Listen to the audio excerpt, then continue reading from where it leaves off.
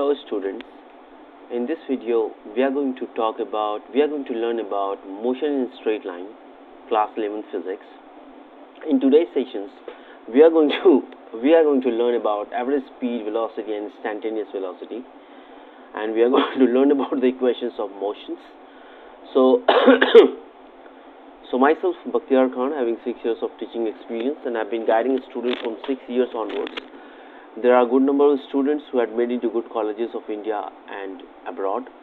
So with this note, I would like to start a sessions on motion in straight line, class 11 physics. So this chapter is also known as one-dimensional motions. One-dimensional motion. One-dimensional motion. It is also called as one-dimensional motion. ठीक है, तो one dimensional motion. To understand the one dimensional motion हम लोगों को कुछ important concept या basic concept जिसको बोल सकते हैं उसको सीखना पड़ेगा. सबसे पहले हम लोग सीखेंगे what do you understand by point mass. Point mass किसको बोलेंगे? जब कोई भी ऑब्जेक्ट हो जिसका पोजीशन चेंज हो रहा है, ठीक है, और जो पोजीशन चेंज हो रहा है वो लार्ज है as compare to its own size, तो पॉइंट मास उसको बोलेंगे. जो भी ऑब्जेक्ट है, जो भी पॉइंट ऑब्जेक्ट है या कोई भी ऑब्जेक्ट है जिसका पोजीशन चेंज हो रहा है from one point to another, लेकिन वो जो चेंजेस हो रहा है from one point to is very large, वो बहुत ज़्यादा बड़ा है as compare to the size of the object, तो that is called the point mass. तो point mass is what? An object changes its position.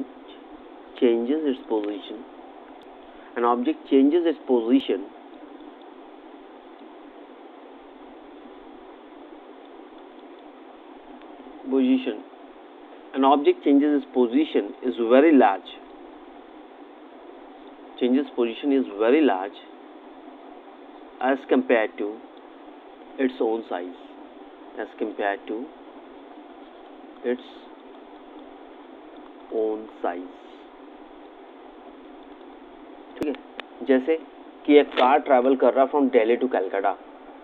जो कार जो travel कर रहा है दिल्ली टू कलकत्ता वो कितना लार्ज, बहुत ही लार्ज डिस्टेंस है as compare to the size of the car. तो here car is presume to be a point mass. ठीक है, और एग्जाम्पल के तौर पर हम लोग और भी ले सकते हैं कि a person standing in the platform. A person standing on the platform. A person standing on the platform. ठीक है, तो उस प्लेटफॉर्म पर ट्रेन अगर ट्रैवल कर रहा है तो ट्रेन का जो साइज है तो वो लार्ज है as compare to the size of the man. ठीक है, तो person standing on the platform is a point object as compare to the train passing to the platform, as compared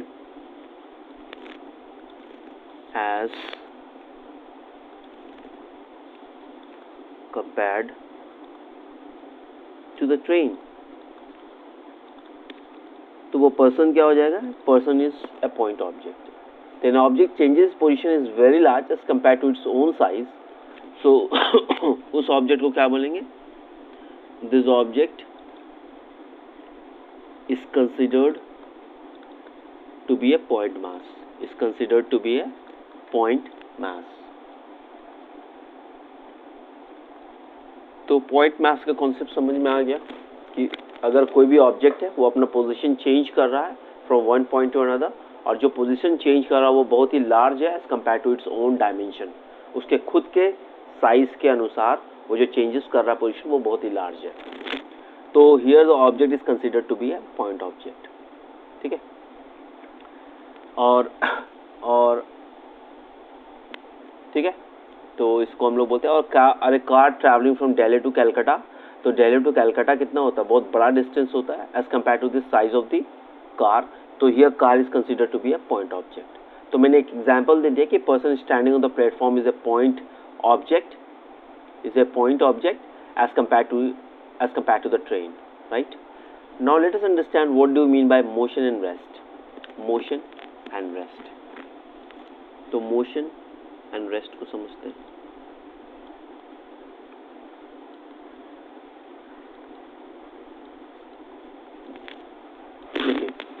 motion and rest, these are the relative terms. ये क्या है, दोनों क्या है, these are relative terms, these are relative terms, relative terms. ठीक है, तो relative term कैसे है वो मैं अभी एक्सप्लेन करता हूँ। सबसे पहले हम लोग अंडरस्टैंड करेंगे कि what do you mean by motion and what do you mean by rest. तो मोशन किसको बोलते हैं कि when an object changes its position with respect to surrounding. ठीक है, तो मोशन किसको बोलते हैं, when an object changes its position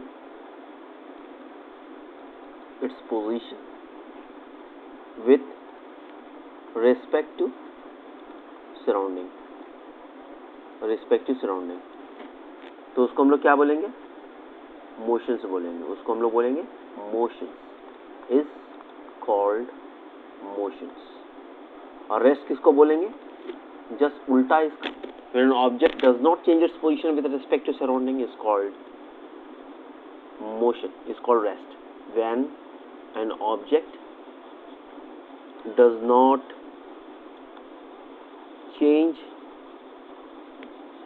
changes its position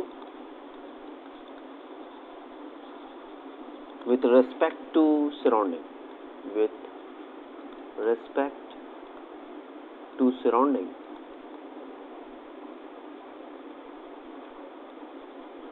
is called rest, is said to be in rest, it is better to be called as is said to be in rest। और यहाँ पर भी change कर देते हैं, is said to be in motion, is said to be in motion, said to be in motion। ठीक है, तो यहाँ पर ये कॉन्सेप्ट क्या बोल रहा है कि जो भी ऑब्जेक्ट है वो अपना पोजीशन चेंज नहीं कर रहा है विद रिस्पेक्ट टू सराउंडिंग, उसको हम लोग बोलेंगे रेस्ट। और जब ऑब्जेक्ट चेंज कर रहा है अपना position with respect to surrounding, is said to be in motions. और ये मोशन और रेस्ट जो है वो रिलेटिव टर्म्स होता है। ठीक है, लाइक रिलेटिव टर्म कैसे है, जैसे कि एक आदमी बोट पर बैठा है और वो रिवर को क्रॉस कर रहा है, तो विद रिस्पेक्ट टू बोट तो वो आदमी क्या है, रेस्ट में है, बट लेकिन विद रिस्पेक्ट टू रिवर वो आदमी मोशन में है। तो ये रिलेटिव हुआ कि नहीं, बोट पर बैठा आदमी तो बोट के रिस्पेक्ट में वो रेस्ट में है, लेकिन रिवर के रिस्पेक्ट में वो मोशन में है। ठीक है, तो एग्जाम्पल के तौर पर लिख सकते हैं कि these are relative terms because, यहाँ पर हम लोग समझ सकते हैं कि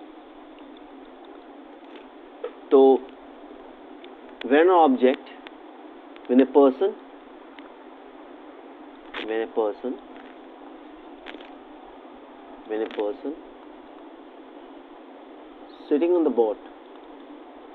sitting on the boat and crossing a river, sitting on the boat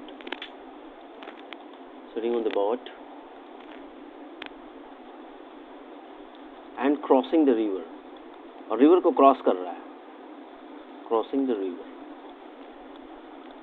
so with respect to river, with respect to boat, person is in rest,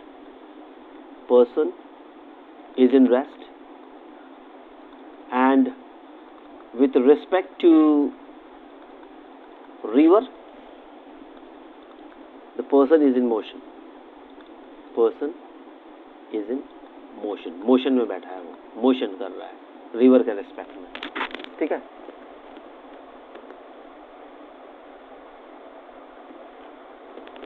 उसी तरह सिमिलरली अगर दो कार है और दोनों कार एक ही स्पीड से अगर चल रहा है रोड पे, दोनों कार एक ही स्पीड से रोड पे चल रहा है, तो उसको हम लोग क्या बोलेंगे, एक के टर्म में दूसरा जो कार होगा वो रेस्ट में होगा, क्योंकि दोनों एक ही वेलोसिटी से चल रहा है, राइट। तो दो कार इक्वल वेलोसिटी से अगर मूव कर रहा है तो एक के रिस्पेक्ट में दोनों जो है इन स्टेट ऑफ रेस्ट है, but a person who is watching them, जो पर्सन जो बाहर में है, कार के बाहर में है, तो वो क्या देख रहा है कि both the cars are in motion, but when we ask the driver कि whether they are in state of rest और मोशन, दे वुड से कि they are in state of rest. क्योंकि उसको लगेगा कि वो रेस्ट में ही है, क्योंकि they both are having the same velocity. But a person who is standing outside the car or is standing on a ground and watching the car moving, they would say that both the car are in motions. So let me write. If a person, example 2, example 1, example 2, when two cars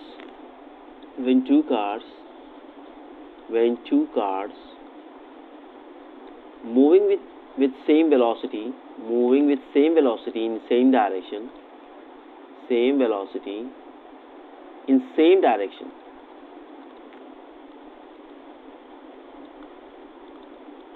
with respect to each other,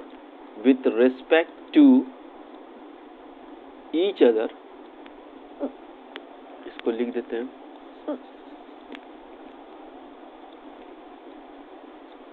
With respect to each other, they are in state of rest. They are in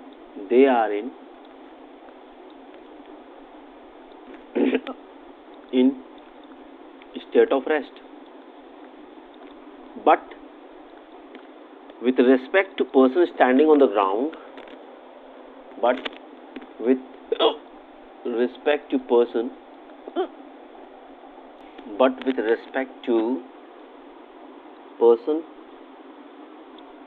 standing on the ground, cars are in motion, right? So with respect to each other they are in motions, but with respect to each other they are in rest. But a person is standing outside and watching those cars, और जो car को देख रहा है तो they are in motions. ठीक है, तो motion of rest and motion और रेस्ट हम लोग को क्लियर हो गया क्या होता है. अब चलते अब हम लोग वन डायमेंशनल मोशन क्या होता है. Will understand this. One dimensional motion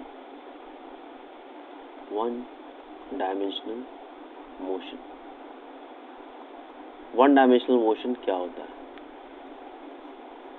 one dimensional motion इसको बोलते हैं कि जैसे कोई भी ऑब्जेक्ट है, वो अगर ये सपोज कीजिए एक ऑब्जेक्ट है ए, वो अगर एक ही दिशा में मूव कर रहा है, ठीक है, चाहे एक्स एक्सिस ले लीजिए, चाहे वाई एक्सिस ले लीजिए, चाहे जेड एक्सिस ले लीजिए, तो दे आर मेकिंग और ये जो ऑब्जेक्ट है ए, जो ऑब्जेक्ट है ये एक ही डायरेक्शन में मोशन को कर रहा है, चाहे तो एक्स एक्सिस हो, चाहे तो वाई एक्सिस हो, चाहे तो जेड एक्सिस हो, वाई या एक्स हो.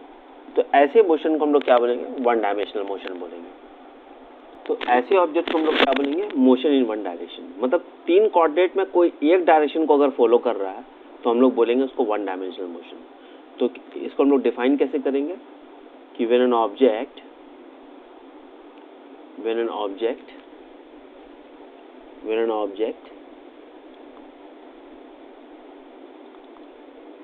makes its motion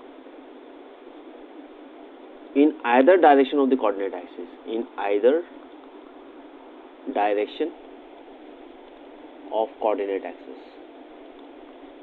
coordinate axis. तो ऐसे मोशन को हम लोग क्या बोलेंगे. One dimensional motion. जैसे एग्जाम्पल के तौर पर motion of car in a road, motion of car moving on a road. Example से car moving in a straight road,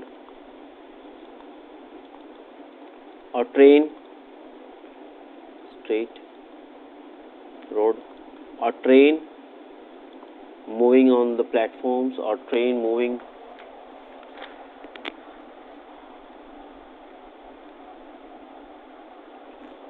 or train movement in a railway track, on a railway track. ठीक है, तो ऐसे motion को हम लोग क्या बोलेंगे.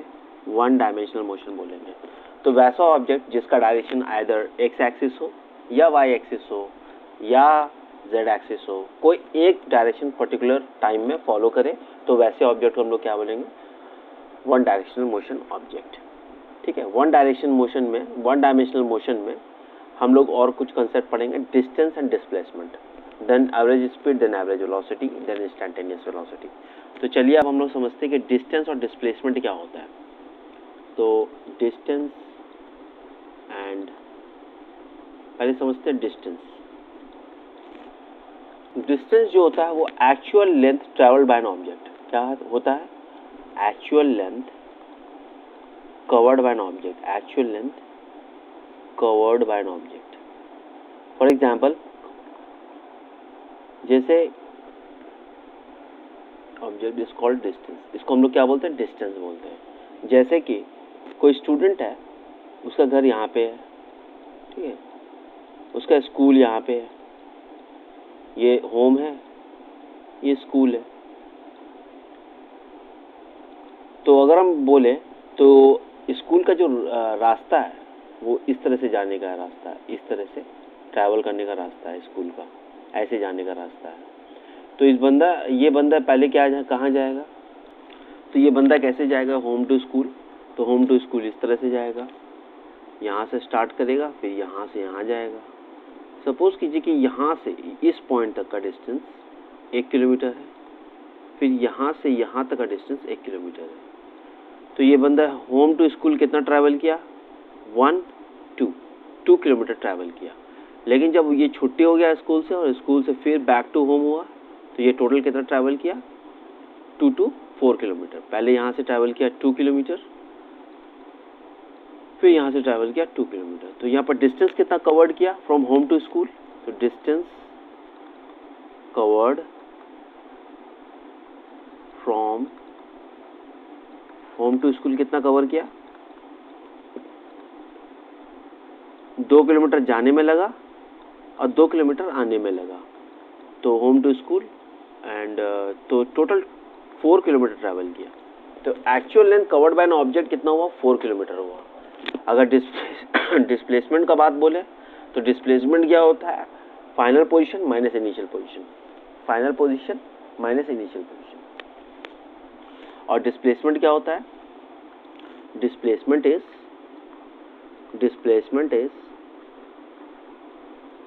The difference between final position and initial position.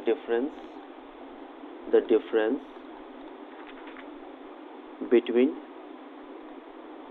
final position and initial position। तो इसको हम लोग क्या बोलते हैं? डिस्प्लेसमेंट बोलते हैं। एंड इनिशियल पोजीशन, तो ऐसे पोजीशन को क्या बोलते हैं हम लोग? डिस्प्लेसमेंट बोलते हैं। तो डिस्प्लेसमेंट यहाँ पर क्या हुआ? इस केस में अगर हम लोग देखें तो ये बंदा स्कूल से, होम से स्कूल गया, ठीक है, फिर स्कूल से फिर होम गया। तो यहाँ पर डिस्टेंस कितना ट्रैवल किया इसने? ट्रैवल तो इसने 4 किया, डिस्टेंस तो 4 किया ट्रैवल। तो यहाँ पर होम से स्कूल गया, ये होम है इसका, ये होम है और ये स्कूल है, ठीक है। तो फिर ये बैक टू होम से यहाँ से फिर ये बैक टू होम स्कूल आया। तो जो स्टार्टिंग पोजीशन था और जो फाइनल पोजीशन था वो सेम ही हो गया, ये देखिए सेम है। तो इस केस में डिस्प्लेसमेंट कितना हो गया? 0 हो गया। तो डिस्प्लेसमेंट इज 0, डिस्प्लेसमेंट इज 0। क्यों 0 है? क्योंकि difference between the final position and initial position is the displacement. तो इनिशियल पोजीशन तो हमारा ये है, इनिशियल पोजीशन, लेकिन जब ऑब्जेक्ट ट्रैवल करके आया तो ये हमारा फाइनल पोजीशन हो गया। तो initial and final position rest at the same point, तो इसीलिए ये हमारा क्या हो जाएगा? डिस्प्लेसमेंट 0 हो जाएगा, ठीक है। तो travelling and coming to the same point makes the displacement 0, but for the case of distance we have coming and going and coming, ठीक है।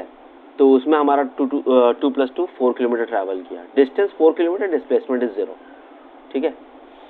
अगर हम लोग इस ऑब्जेक्ट में होम टू स्कूल में कितना ट्रैवल किया वो निकालना चाहेंगे, तो अगर एक्चुअल में देखिए कि यहाँ से यहाँ तक होम टू स्कूल गया, ये स्कूल है और ये होम है, ठीक है। तो यहाँ से यहाँ तक 1 किलोमीटर है और यहाँ से वहाँ तक 1 किलोमीटर है। Total distance home to school कितना ट्रैवल किया? 2 किलोमीटर ट्रैवल किया। Distance is 2 kilometre. यहाँ से यहाँ तक का डिस्टेंस कितना है? 2 kilometre. But when we ask about the displacement, this is the initial position और ये है फाइनल पोजीशन। इनिशियल और फाइनल पोजीशन का बीच में आप पैथागोरस लगा करके ये डिस्टेंस को कैलकुलेट कर लीजिए, तो ये हमारा क्या देगा, डिस्प्लेसमेंट देगा। तो हियर डिस्प्लेसमेंट इज व्हाट, अगर हम लोग डिस्प्लेसमेंट निकालना चाहेंगे तो √1² + 1², तो दैट इज √2 और 1.414 किलोमीटर। तो डिस्टेंस इसने 2 किलोमीटर ट्रैवल किया लेकिन डिस्प्लेसमेंट 1.414 किया। ठीक है, क्लियर है पॉइंट कि डिस्प्लेसमेंट और डिस्टेंस क्या होता है। लेकिन हम लोग जो एनालाइज कर रहे हैं वो क्या कर रहे हैं, मोशन इन 1D कर रहे हैं। तो मोशन इन 1D में क्या हो रहा है, मोशन इन 1D में क्या हो रहा है, मोशन इन 1D में क्या हो रहा है,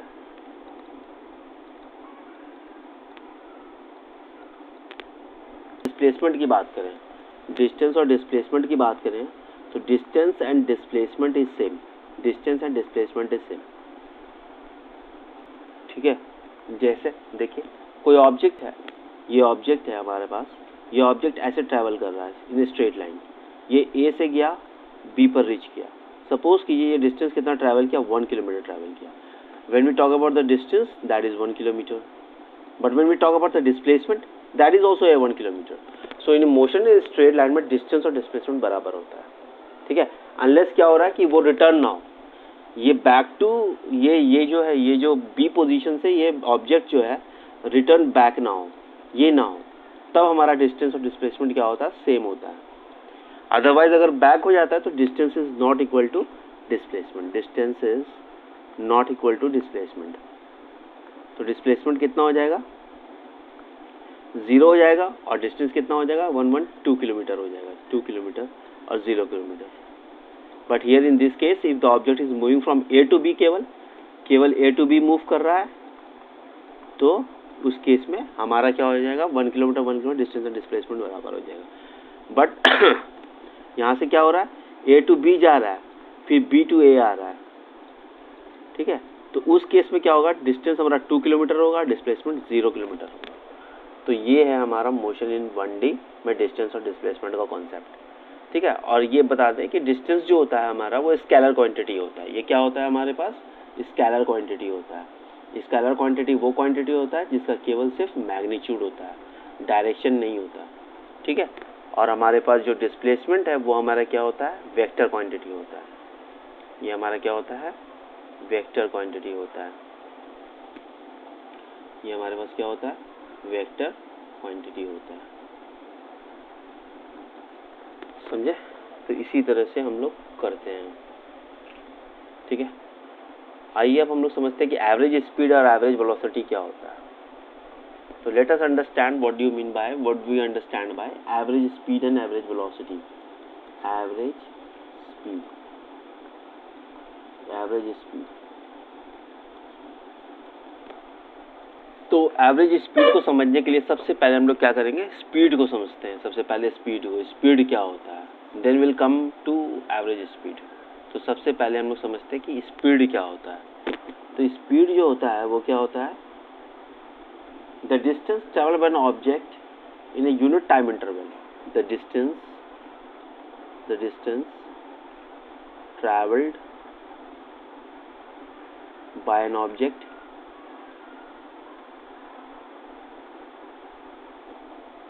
distance traveled by an object in a unit time interval, in a unit time interval। तो इसको हम लोग क्या बोलते हैं, स्पीड, इज कॉल्ड स्पीड।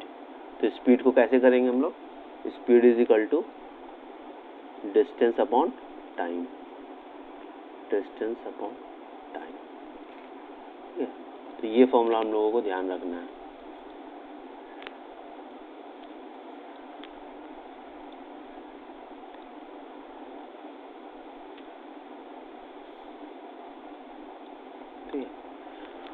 अब चलते हैं एवरेज स्पीड को हम लोग कैलकुलेट करते हैं कि एवरेज स्पीड क्या होता है।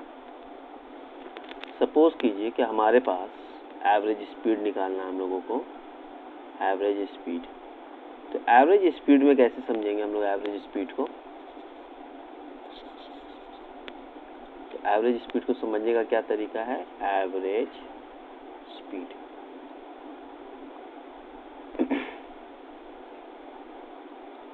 तो जैसे कोई ऑब्जेक्ट है हमारे पास, वो ऑब्जेक्ट अगर हमारा इस तरह से ट्रैवल कर रहा है, फ्रॉम 1 पॉइंट टू इस तरह से ट्रैवल कर रहा है, कोई पर्सन है वो स्कूल टू, सपोज कीजिए कि स्कूल टू होम ट्रैवल कर रहा है, ठीक है। तो ये ऑब्जेक्ट, ये जो स्टूडेंट है स्कूल टू होम ट्रैवल कर रहा है, तो ये कोई स्पीड से चल रहा है, समझे। तो ये पाथ को फॉलो करते हुए जा रहा है और कुछ स्पीड्स को फॉलो कर रहा है। ये इस तरह का स्पीड है यहाँ पर। अगर ऑब्जेक्ट का स्पीड इस पॉइंट पर यहाँ से यहाँ तक जाने में उसमें स्पीड सपोज कीजिए कि 30 किलोमीटर प्रति घंटा की रफ्तार से चल रहा है, यहाँ पर उसका क्या बोलते हैं कि ट्रैफिक जैम है, तो यहाँ पर रुक जाएगा, फिर उसके बाद कुछ चलेगा ये कुछ डिस्टेंस, फिर उसके बाद 20 किलोमीटर प्रति घंटा की रफ्तार से चलेगा। फिर सपोज कीजिए कि ये यहाँ पर आ रहा, होम की तरफ आ रहा है, जैसे आ रहा है एकदम खाली रोड मिला तो ये 90 किलोमीटर प्रति घंटा की रफ्तार से चल रहा है, ठीक है। इस पॉइंट पर उसका 0 किलोमीटर प्रति घंटा की रफ्तार से हो गया। अगर हम इस पॉइंट पर इस ऑब्जेक्ट का एवरेज स्पीड निकालें, तो एवरेज स्पीड हम लोग कैसे निकालेंगे, तो हम लोग कैसे करेंगे, तो सपोज कीजिए एवरेज कैसे निकालेंगे इसकी जो एवरेज निकालेंगे हम लोग जो बचपन से पढ़ते आए हैं, एवरेज कैसे निकालेंगे, 30 + 0 + 20 + 90/4 इस तरह से करेंगे हम लोग एवरेज स्पीड को, ठीक है। तो फाइनली जो हमारा आंसर आने वाला कुछ 9×11=140/4 आने वाला है। ये जो मेथड है, जो एवरेज स्पीड हम लोगों ने निकाला, ये एक बिल्कुल गलत मेथड है, क्योंकि ये मैथमेटिक्स में चलता है, ठीक है। ये एक एग्जैक्ट रेप्लिका नहीं देता है। अगर हम लोग यहाँ पर देखें तो 2 2 4 270 तो 35 किलोमीटर प्रति घंटा की रफ्तार से ये एवरेज चल रहा है, ठीक है। लेकिन ये एक एग्जैक्ट रेप्लिका नहीं है, क्योंकि ऑब्जेक्ट अगर देखिए तो ये इस पॉइंट पर रुका भी है, यहाँ से यहाँ तक का डिस्टेंस रुका भी है, और यहाँ से यहाँ तक 20 किलोमीटर प्रति घंटा की रफ्तार से चल रहा है या 90 किलोमीटर की रफ्तार से चल रहा है। तो ये 35 किलोमीटर जो प्रति घंटा जो दिखा रहा है, ये एग्जैक्ट हमें डेटा नहीं बता रहा है कि ऑब्जेक्ट कितना ट्रैवल किया है, कितनी रफ्तार से ट्रैवल किया है। क्योंकि कहीं पर कुछ पॉइंट पर ऐसा है कि ऑब्जेक्ट का जो रेस्ट में है, कोई जगह पर ऑब्जेक्ट 20 किलोमीटर प्रति घंटा की रफ्तार से है, कहीं पर 30 है, कहीं पर 90 है। तो यहाँ से यहाँ तक बात करेंगे 35 किलोमीटर प्रति घंटा की रफ्तार से, जबकि ये 90 किलोमीटर प्रति घंटा की रफ्तार से चल रहा था। तो ये जो एवरेज स्पीड निकालने का जो तरीका है, वो ये बिल्कुल गलत मेथड है। ये मैथमेटिक्स में चलता है, और मैथमेटिक्स का जो एवरेज होता है वो फिजिक्स के एवरेज से बिल्कुल अलग होता है। और ऐसे अगर देखिए, अगर ऑब्जेक्ट हमारा यहाँ से यहाँ तक ट्रैवल किया, इस पॉइंट से इस पॉइंट तक 90 किलोमीटर प्रति घंटा की रफ्तार से ट्रैवल किया, फिर यहाँ से ऑब्जेक्ट 20 किलोमीटर प्रति घंटा की रफ्तार से ट्रैवल किया, और हम लोगों ने इसका एवरेज अगर निकालना चाहा, इस पॉइंट से A से B तक ट्रैवल किया, और इसका अगर एवरेज स्पीड निकालेंगे हम लोग, तो वो क्या हो जाएगा, 90 + 20/2 कर देंगे, तो ये फाइनली कितना आ जाएगा, 55 किलोमीटर प्रति घंटा की रफ्तार से आएगा, जो कि एग्जैक्ट रेप्लिका नहीं है, क्योंकि ऑब्जेक्ट का यहाँ से यहाँ तक का डिस्टेंस, यहाँ से यहाँ तक का जो स्पीड है वो 90 किलोमीटर प्रति घंटा की रफ्तार है, और यहाँ से यहाँ तक का जो स्पीड है वो 20 किलोमीटर प्रति घंटा की रफ्तार से। तो एवरेज जो यहाँ पर निकला 55 किलोमीटर प्रति घंटा, ये एक एग्जैक्ट डेटा नहीं बता रहा कि ये एवरेज स्पीड यही है, क्योंकि एवरेज स्पीड जो है, क्योंकि यहाँ पर देखिए, क्योंकि यहाँ पर 90 किलोमीटर प्रति घंटा है और यहाँ पर 20 किलोमीटर प्रति घंटा है, तो 55 kilometre is not the exact replica of the average. तो इस एवरेज स्पीड को निकालने के लिए क्या करना पड़ेगा हम लोगों को, हमारे पास जो फॉर्मूला होता है एवरेज स्पीड निकालने का, वो क्या होता है, total distance by total time, total distance travelled bye an object by total time, total distance by total time. तो ये हमारे पास फॉर्मूला होता है इसको निकालने का, ठीक है। तो जो मैथमेटिक्स का एवरेज है और जो फिजिक्स का एवरेज है, वो एक डिफरेंट आंसर पर लैंड करेगा। अब हम लोग देख सकते हैं कि इसमें किस तरह से आंसर्स आएगा एवरेज स्पीड का, ठीक है। इसमें इस एवरेज स्पीड में हम लोग 2 कैटेगरी पढ़ेंगे। पहला तो हमारे पास क्या रहेगा, पहला जो केस 1 है, उस केस 1 में हम लोग क्या पढ़ेंगे कि ऑब्जेक्ट जो है A से B की तरफ जा रहा है, A से B की तरफ जा रहा है वाया पॉइंट O, यहाँ से यहाँ तक का डिस्टेंस सपोज कीजिए कि D1 है, और यहाँ से यहाँ तक का डिस्टेंस D2 है, ठीक है। और यहाँ से यहाँ तक जो टाइम लगा है वो T1 है, और यहाँ से यहाँ तक का जो टाइम लगा है वो t2 है। तो अगर हम लोग एवरेज स्पीड निकालना चाहें तो कैसे लिखेंगे? तो average speed is equal to total distance कितना है d1 plus d2, total time कितना है t1 प्लस t2, ठीक है। तो इससे हमारा एवरेज स्पीड निकल जाएगा। एक दूसरा केस हमारे पास है जिससे हम लोग एवरेज स्पीड निकाल सकते हैं कि सपोज कीजिए कि हमारा केस 2 है, उस केस 2 में किस तरह से दिया रहेगा कि ऑब्जेक्ट यहाँ से स्टार्ट किया और यहाँ एंड किया।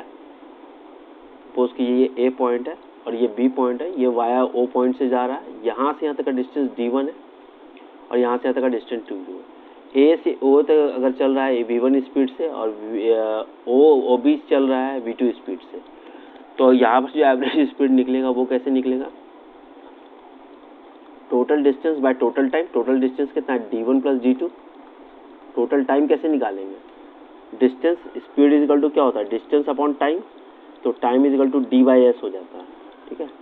तो d/s, तो यहाँ पर टाइम निकालने का तरीका है, यहाँ पर टाइम अगर निकालेंगे t1 इज इक्वल टू क्या करेंगे? d1/v1 करेंगे और t2 निकालेंगे तो d2/v2 करेंगे। तो टोटल टाइम कितना हो जाएगा हमारे पास? d1/v1 plus d2/v2। तो इस तरह से एवरेज स्पीड निकालते हैं हम लोग, ठीक है। अब चलते हैं हम लोग एवरेज स्पीड समझ गए कि एवरेज स्पीड में दो केस बनता है, एक d1 प्लस d2 वाला total distance by total time. तो ये भी फंडामेंटल समझ लिया कि हम लोग जो मैथ के एवरेज से निकाल नहीं सकते, क्योंकि मैथ का एवरेज जो है हमारा करेक्ट स्पीड नहीं बताता है कि क्योंकि ऑब्जेक्ट कहीं पर रेस्ट में भी रहता है तो उसका भी वो पॉइंट बताता है कि वहाँ पर भी वो स्पीड होल्ड कर रहा है, जबकि हालांकि वो रेस्ट पोजीशन पर वहाँ पर है ना। तो अब चलते हैं हम लोग एवरेज वेलोसिटीज़ पे। एवरेज वेलोसिटी ठीक उसी तरह होता है। तो एवरेज वेलोसिटीज़ देखिए क्या होता है। एवरेज वेलोसिटी, तो एवरेज वेलोसिटी जो होता है इसको अगर हम लोग डिफाइन करेंगे फॉर्मूला वाइज, तो average velocity is equal to total displacement by total time. Displacement by total time, total displacement by total time, total displacement by total time. सबसे पहले हम लोग टोटल डिस्टेंस बाय टोटल, पहले हम लोग समझ जाते हैं कि ये वेलोसिटी क्या होता है। सबसे पहले हम लोग वेलोसिटी समझते हैं कि वेलोसिटी क्या होता है। वेलोसिटी क्या होता है? वेलोसिटी जो होता है the displacement of an object, ये हमारे पास क्या होता है? वेक्टर क्वांटिटी होता है, vector quantity. Displacement of an object in unit time interval,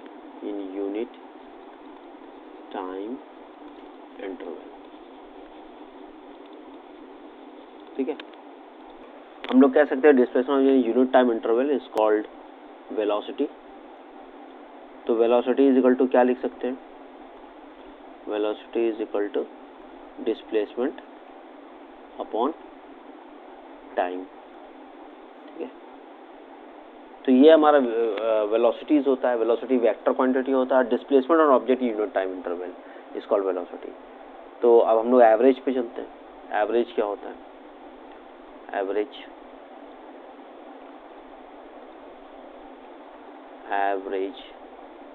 velocity, suppose कीजिए कि हमारे पास एक ऑब्जेक्ट है, वो किसी टाइम इंटरवल t1 में ये ट्रैवल करता है distance s1, s1 distance travel करता है, ठीक है।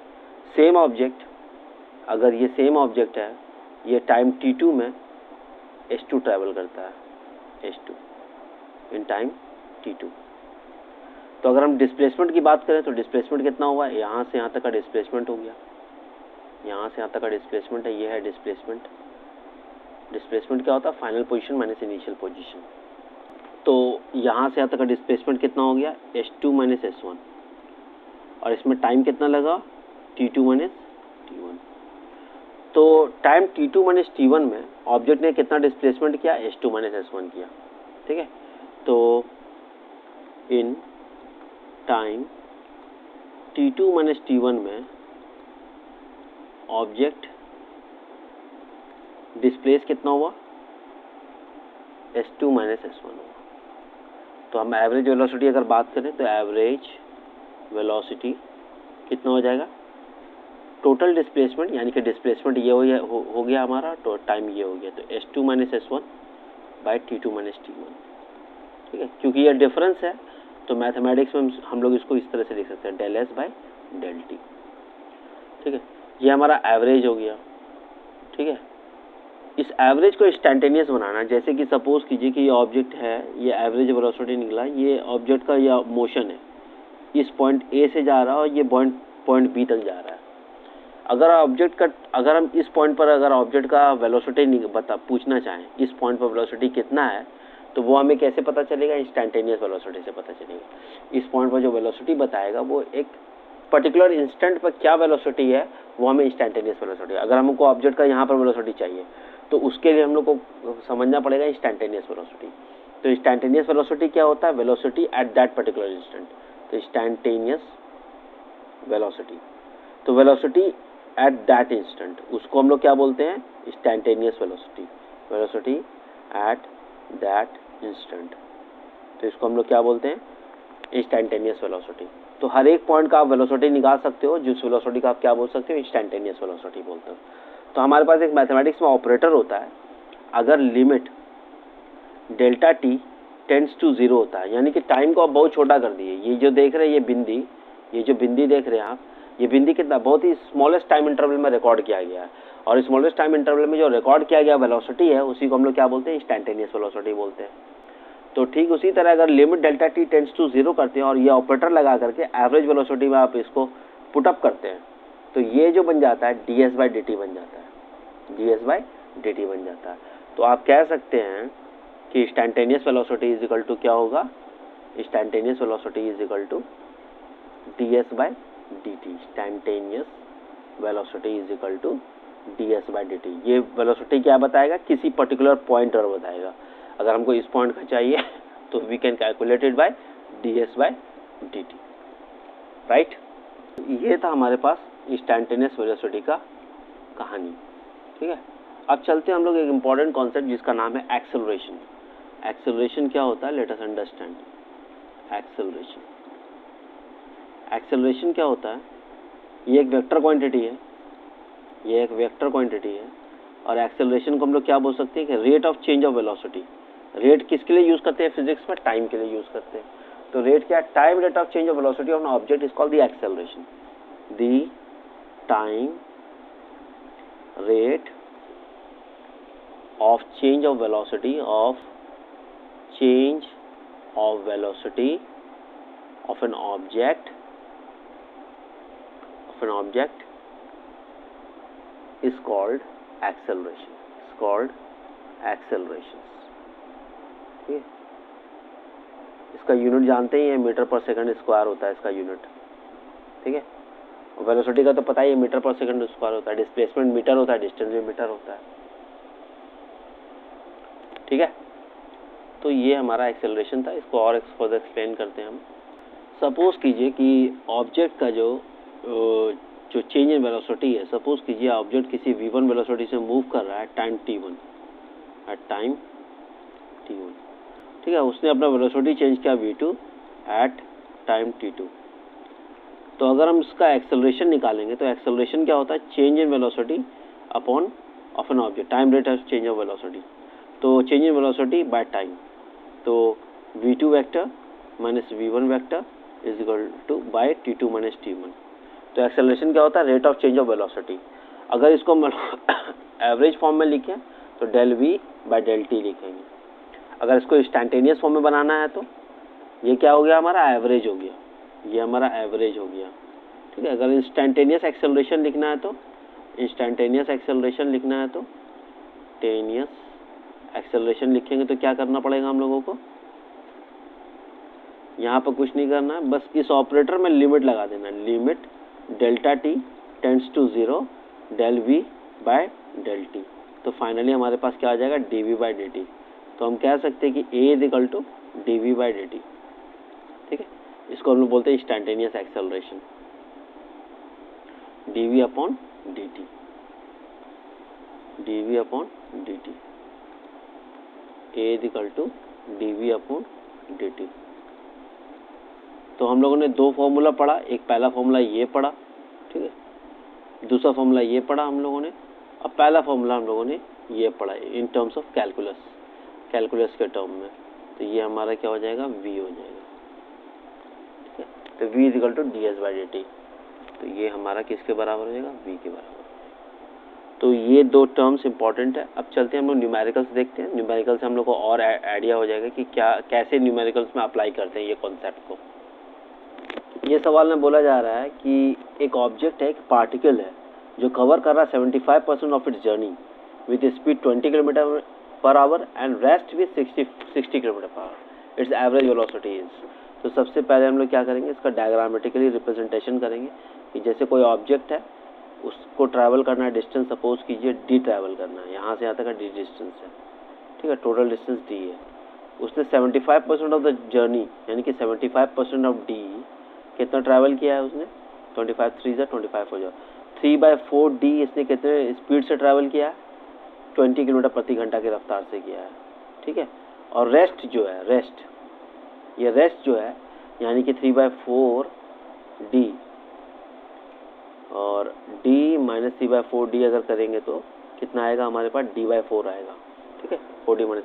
और d/4 जो है हमारा कितने स्पीड से कर रहा है, ये 60 किलोमीटर प्रति घंटा की रफ्तार से कर रहा है। तो हमसे पूछा जा रहा है कि एवरेज स्पीड कितना हो जाएगा, एवरेज स्पीड। तो एवरेज स्पीड कैसे होता है, total distance upon total time. तो टोटल डिस्टेंस हमारा d है, टोटल टाइम कितना हो जाएगा, टोटल टाइम हमारा स्पीड डिस्टेंस बाय स्पीड हो जाएगा। Speed is equal to distance by time होता है, तो time is equal to distance by speed. तो डिस्टेंस कितना है हमारे पास, 3/4 डी डिवाइडेड बाय 20 किलोमीटर प्रति घंटा, 20 मत लिखते हैं, किलोमीटर प्रति घंटा नहीं लिखते हैं, प्लस d/4 डिवाइडेड बाय 60। जब इसको सॉल्व करेंगे तो व्हाट वी गेट, तो इसको सॉल्व करने के बाद हमारे पास आता है d/3d/80, 3d/80 और ये कितना हो जाएगा, d/240, d/240 को सॉल्व करेंगे तो वी गेट, अगर यहाँ पर एलसीएम ले, यहाँ पर 3 से गुना कर दें, इसको हम लोग 3 से गुना कर देते हैं ताकि ये 240 के बराबर हो जाएगा, यहाँ से भी 3 से गुना कर देते हैं। तो d बाय कितना हो जाएगा, 9d/240 प्लस d/240, ठीक है। तो एलसीएम लेंगे तो 240 आएगा, तो d/9d प्लस 10d कितना, 9d plus d 10d, 10d into 24, 240। ये ऊपर चल जाएगा, ये पार्ट ऊपर चल जाएगा, और ये d, ये 20, ये 10 कैंसिल, ये d ये रहेंगे, यानी कि हमारा स्पीड कितना आ रहा है, 24 किलोमीटर प्रति घंटा। तो ये हमारा इस तरह से एवरेज स्पीड का न्यूमेरिकल सॉल्व होता है। चलिए और भी आगे देखते हैं। एक दूसरा सवाल हमारे पास है, हमारे पास एक क्वेश्चन है। ये क्वेश्चन क्या बोल रहा है कि an object moves from A to B with a speed of 40 kilometre प्रति घंटा and returns from B to A with a speed of 60 metre पर सेकेंड। तो calculate average speed and average velocity of an object. तो let us draw some pictorial representation कि यहाँ से object start किया है और ये पॉइंट बी है, ये ए है, ये बी है। क्या कर रहा है object, from A to B जा रहा है, ए टू बी। वो कितने रफ्तार से चल रहा है, सपोज कीजिए ए से बी का जो डिस्टेंस है वो डी है, और वो ट्रैवल किससे कर रहा है, 40 किलोमीटर प्रति घंटा की रफ्तार से ट्रैवल कर रहा है। और फिर जब ऑब्जेक्ट क्या कर रहा है, फिर रिटर्न बैक हो रहा है from B to A, B to A same distance travel कर रहा है, सेम डिस्टेंस ट्रैवल कर रहा है, और वो स्पीड कितना है, 60 किलोमीटर प्रति घंटा। तो हमसे पूछा जा रहा है कि एवरेज स्पीड क्या होगा। तो एवरेज स्पीड निकालने का क्या तरीका, total distance upon total time. Total distance कितना ट्रैवल किया, यहाँ से यहाँ गया, फिर यहाँ से बैक हो गया, तो इसका मतलब ये 2d ट्रैवल किया। कितना डिस्टेंस ट्रैवल किया, 2d ट्रैवल किया, ये 2d ट्रैवल किया, डिवाइडेड बाय, अब टाइम, टोटल टाइम कितना लगेगा, डिस्टेंस अपॉन स्पीड, यानी कि d/40 प्लस d/60। इसको जब सॉल्व करेंगे 2d इसमें से 10 को हम लोग कॉमन ले लेते हैं, d/10 कॉमन ले लेते हैं, d/10 कॉमन ले लेते हैं, बचेगा क्या 1/4 प्लस 1/6। तो फाइनली हमारे पास क्या आएगा एलसीएम के बाद 6 × 4 अगर हम लोग एलसीएम करते हैं 6 4 का, तो 2 3 6, 2 2 3 12 2 24। तो ये d उड़ जाएगा और ये 10 ऊपर चल जाएगा, ये 10 ऊपर चल जाएगा, तो 10 20 हो जाएगा। और ये इसका एलसीएम कितना हो गया 24 हो गया, 24। तो 4 6 × 24, 6 4 × 24, यानी कि 20/10 × 24। तो 10 2 × 24, 24 2 × 48 मीटर पर सेकेंड होगा इसका एवरेज स्पीड। अब हमसे दूसरा सवाल पूछा जा रहा है कि एवरेज वेलोसिटी कितना होगा, इसका एवरेज वेलोसिटी। तो एवरेज वेलोसिटी क्या होता है, टोटल डिस्प्लेसमेंट बाय टाइम होता है, डिस्टेंस नहीं होता है। एवरेज वेलोसिटी अगर हमको निकालना है तो average velocity is equal to total displacement, displacement upon time होता है, डिस्प्लेसमेंट अपॉन टाइम होता है।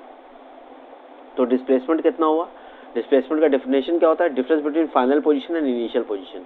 क्योंकि ऑब्जेक्ट यहाँ से स्टार्ट किया, इस पॉइंट से स्टार्ट किया, फिर इसी पॉइंट पर वापस आ गया, तो डिस्प्लेसमेंट कितना हो जाएगा 0।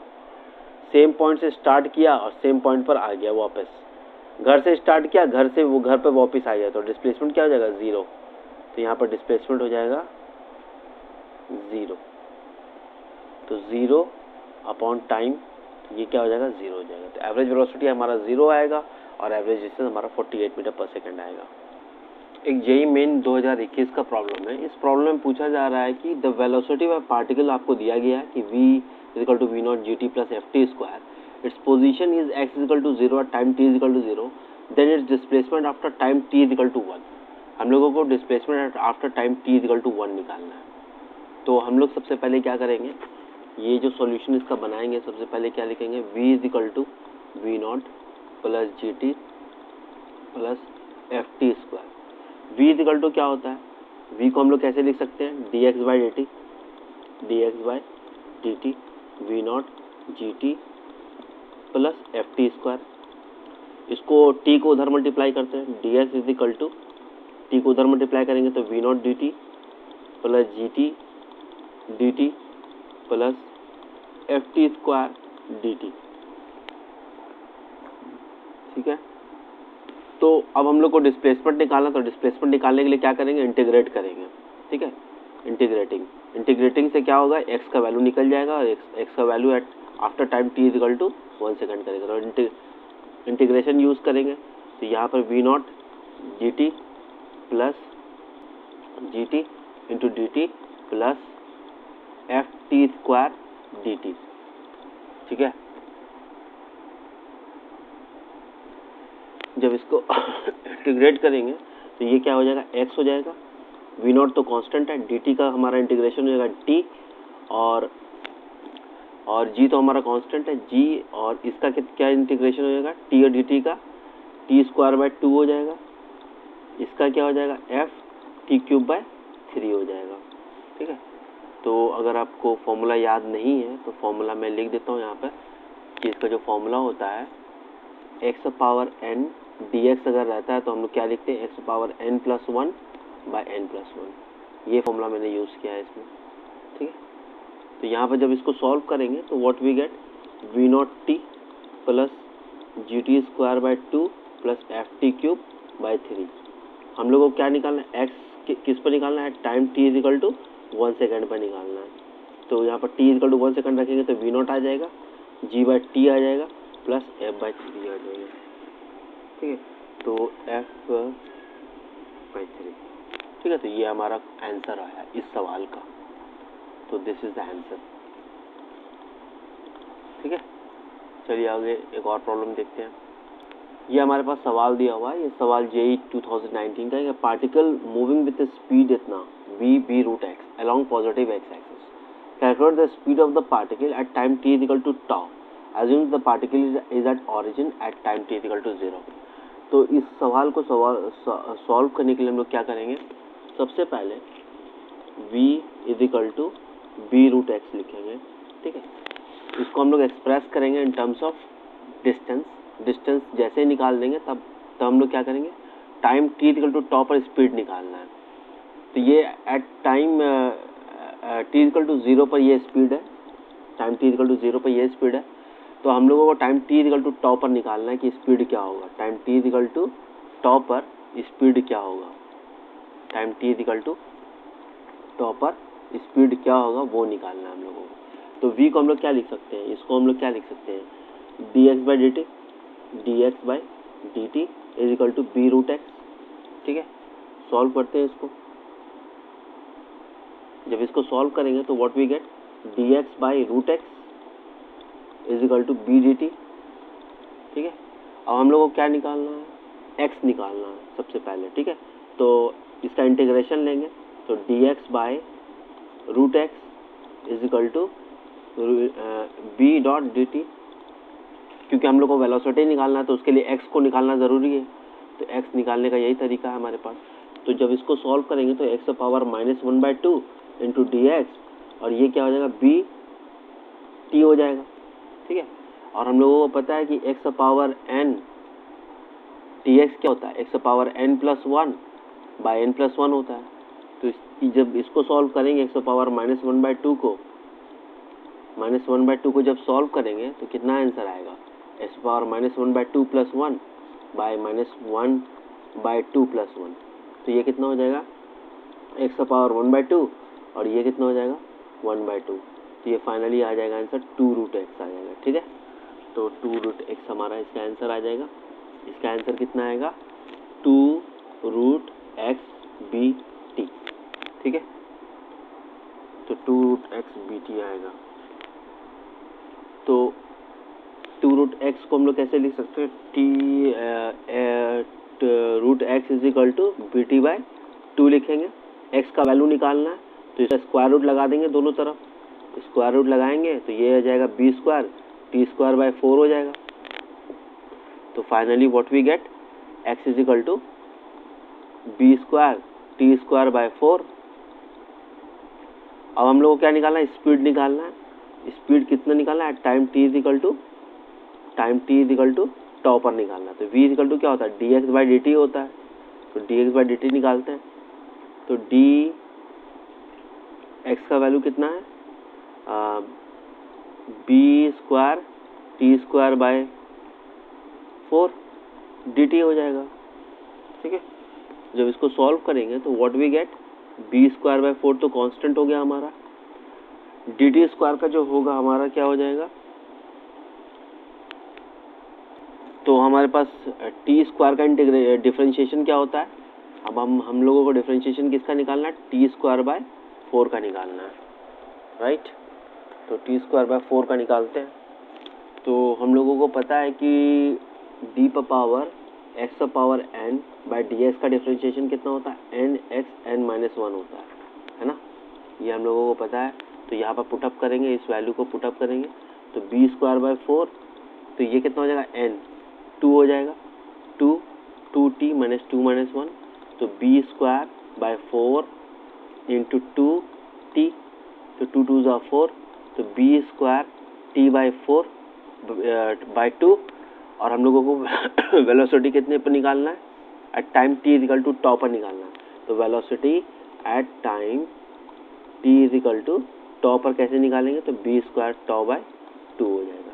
ये हमारा आंसर है, b² τ/2।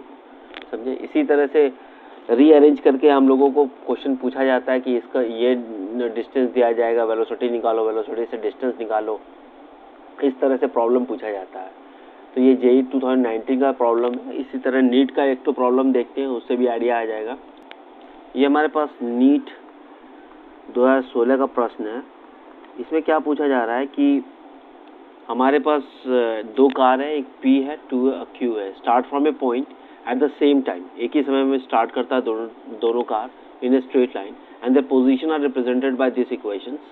ठीक है, at what time do the cars at the same velocity, किस समय में दोनों कार का वेलोसिटी सेम होगा। तो हम लोग पहले से स्टार्टिंग करेंगे कि वेलोसिटी ऑफ P जो होगा वेलोसिटी ऑफ Q के बराबर होगा, वेलोसिटी ऑफ P और वेलोसिटी ऑफ Q बराबर होगा। Vp को हम लोग क्या लिख सकते हैं, dxp/dt। ठीक है, तो और इसको क्या लिख सकते हैं, dxq/dt। ठीक है, अब हम लोग इसको सॉल्व करते हैं। इसमें इक्वेशन एक्स पी का रखते हैं, यहाँ पर एक्सप्रेशन एक्स पी का रखते हैं और इसमें एक्स क्यू का रखते हैं। तो जब हम इसका एक्स पी का एक्सप्रेशन रखते हैं तो ये क्या आएगा, a t plus b t square by D t plus इसका लिखेंगे तो ये क्या आएगा, f t minus t square by d t. इसको सॉल्व करते हैं, दोनों को सॉल्व करते हैं तो हमारे पास कैसे आएगा, इसको डिफरेंशिएशन को कैसे लिख सकते हैं, d a t by D T is equal to है बीच में इज इक्वल टू है, तो ये क्या हो जाएगा, plus d b t square by D T is equal to d f t by D t minus d t square by d T. ठीक है, तो अब हम इसको क्या, ए तो कांस्टेंट है हमारा, ए तो कांस्टेंट है, ए बाहर हो जाएगा, d t by D t 1 हो जाएगा, बी कांस्टेंट है, d t square by D t का क्या होता है, d t square by D t का होता है 2t, तो यहाँ पर लिखेंगे 2t is equal to f t को, तो एफ टी तो कांस्टेंट है, बाहर होगा, d t by D t 1 हो गया, टी स्क्वायर का क्या हो जाएगा 2t। हम लोगों को टाइम निकालने के लिए बोला जा रहा है, तो टाइम कैसे निकालेंगे, 2bt plus 2t is equal to f minus a. T को कांस्टेंट निकालते हैं, तो ये क्या हो जाएगा, 2b प्लस 2 हो जाएगा, एफ माइनस ए, तो ये कितना हो जाएगा, t is equal to f minus a divided by 2b plus 2, तो ये हमारा आंसर हो जाएगा। तो फाइनली जो हमारा ऑप्शन था वो इस तरह से था 2b प्लस 1, तो ये हमारा आंसर हो जाएगा। ठीक है, तो समझ गए, इसी तरह का प्रॉब्लम पूछा जाता है, नीट का भी देख लिया हम लोगों ने और जेई का भी देख लिया, इसी तरह का प्रॉब्लम बनता है इसमें पूरे दुनिया में। अब हम लोग डिस्कस करेंगे पूरी दुनिया में जो मोशन होता है वो 3 ही तरह का मोशन होता है। तो हमारे पास जो टॉपिक है वो क्या है, टाइप्स ऑफ मोशन। पूरी दुनिया में 3 ही तरह का मोशन होता है। पहला जो मोशन होता है वो नॉन एक्सेलरेटेड मोशन होता है, एक्सेलरेटेड मोशन होता है। दूसरा हमारे पास जो मोशन होता है वो क्या होता है, यूनिफॉर्मली एक्सेलरेटेड मोशन होता है, एक्सेलरेटेड मोशन होता है। और तीसरा हमारे पास जो मोशन होता है उसको हम लोग बोलते हैं नॉन यूनिफॉर्मली एक्सेलरेटेड मोशन। तो 3 ही तरह का मोशन होता है, नॉन यूनिफॉर्मली एक्सेलरेटेड मोशन,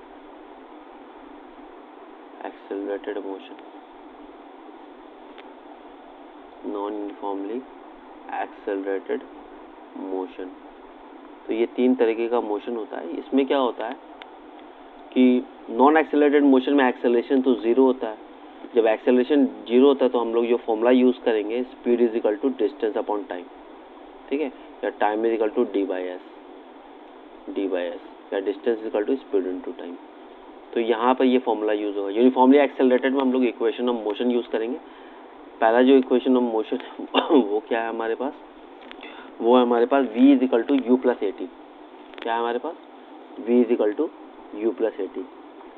दूसरा इक्वेशन ऑफ मोशन हमारे पास है s is equal to u t plus half a t square. तीसरा हमारे पास इक्वेशन ऑफ मोशन है वो है v स्क्वायर बराबर यू स्क्वायर प्लस 2as। ये 3 इक्वेशन ऑफ मोशन हमारा होता है। नॉन यूनिफॉर्मली एक्सेलरेटेड मोशन में, यूनिफॉर्मली एक्सेलरेटेड मोशन में क्या होता है कि एक्सेलरेशन हमारा कांस्टेंट होता है, एक्सेलरेशन कांस्टेंट होता है। एक्सेलरेशन का कांस्टेंट होना ज़रूरी है, तभी आप ये तीनों इक्वेशन यूज़ कर सकते हैं। और वेलोसिटी कांस्टेंट, वेलोसिटी तो चेंज करता है, ठीक है। और नॉन यूनिफॉर्मली एक्सेलरेटेड मोशन में एक्सेलरेटेड कांस्टेंट नहीं होता, ठीक है। एक्सेलरेशन हमारा क्या होता है, कांस्टेंट नहीं होता है, ठीक है। और इसमें जो हम लोग यूज़ करेंगे, इसको सॉल्व करने का जो तरीका है वो है हमारे पास क्या है, कैलकुलस है। जो हम लोग यूज़ कर रहे हैं कैलकुलस से इसको सॉल्व करेंगे। नॉन यूनिफॉर्मली एक्सेलरेटेड मोशन को कैलकुलस से सॉल्व करेंगे और यूनिफॉर्मली एक्सेलरेटेड मोशन को हम लोग ये 3 इक्वेशन ऑफ मोशन से सॉल्व करेंगे। और नॉन एक्सेलरेटेड को हम लोग s equal to d by t और t equal to d by s d into s into t. अब चलिए हम लोग कुछ प्रूफ करते हैं प्रूफ करने के बाद हम लोग कुछ न्यूमेरिकल्स देखेंगे, ठीक है। ये 3 इक्वेशन ऑफ मोशन समझिए कि non uniform non accelerated motion रहेगा तो आप ये वाला यूज़ करोगे, एक्सेलरेशन इक्वल टू 0, ठीक है। अगर यूनिफॉर्मली एक्सेलरेटेड मोशन है तो आप क्या यूज़ करोगे, एक्सेलरेशन कांस्टेंट रहेगा लेकिन वेलोसिटी कांस्टेंट नहीं रहेगा, और ये 3 इक्वेशन आपको यूज़ करना है, ठीक है।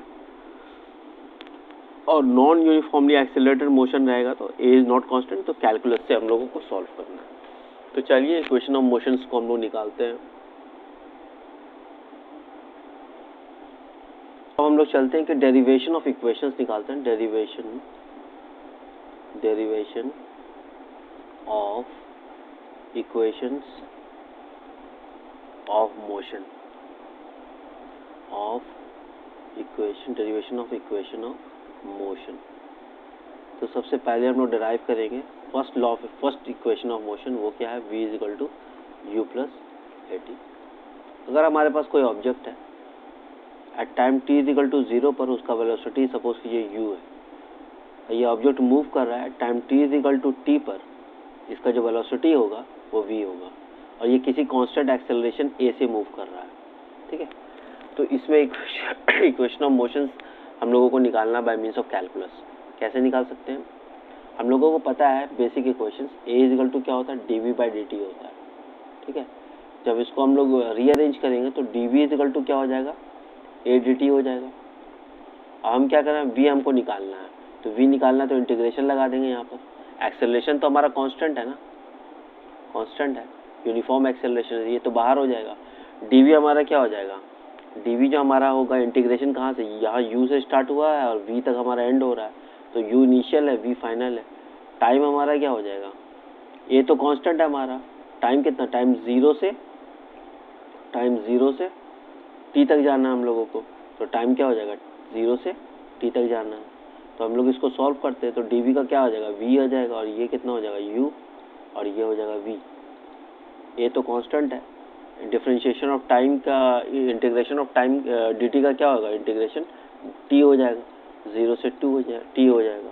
जब इसको हम लोग सॉल्व करेंगे तो what we get, v minus u is equal to a t, तो v इज इक्वल टू क्या हो जाएगा, u प्लस ए टी हो जाएगा। तो ये हमारा सॉल्यूशन आ गया, ठीक है। अब हम लोग चलते हैं सेकंड इक्वेशन ऑफ मोशन को सॉल्व करते हैं। सेकंड इक्वेशन ऑफ मोशन हमारा क्या है, s is equal to u t plus half a t square. इसको सॉल्व करने का तरीका क्या है, हमारे पास v इज इक्वल टू क्या होता है, हमारे पास लिखते हैं v is equal to D S by D t होता है। तो हम लोग को s निकालना है, तो d s is equal to क्या हो जाएगा, v डी टी। अब क्या करते हैं, इंटीग्रेशन निकाल, क्योंकि हम लोगों को s निकालना है तो इंटीग्रेशन लगाएंगे। At time t is equal to 0, displacement कितना है, s है, इक्वल टू 0 है। At time t is equal to t पर s इज इक्वल टू क्या है, s है, ठीक है। Time t is equal to displacement s है, 0 पर नो डिस्प्लेसमेंट तो 0 हो गया, और t पर t हो गया, t पर s हो गया। तो हम लोग इंटीग्रेशन लगाएंगे, तो यहाँ पर इंटीग्रेशन कहाँ से कहाँ तक होगा, 0 से s तक जाएगा, 0 से s, और टाइम का कितना जाएगा,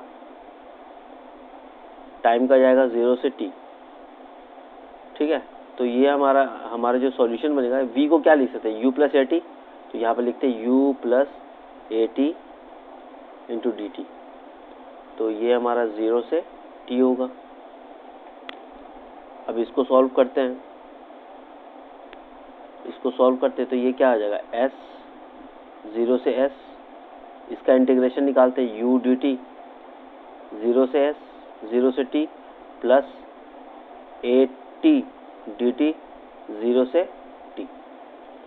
जब इसको सॉल्व करेंगे तो व्हाट वी गेट, s, इसको सॉल्व करेंगे तो u, टाइम का डिफरेंस इंटीग्रेशन क्या होता है, 0 से t करेंगे, प्लस a को बाहर निकालेंगे, और t डी टी का इंटीग्रेशन क्या होता है, t डी टी का इंटीग्रेशन t स्क्वायर बाय 2 होता है।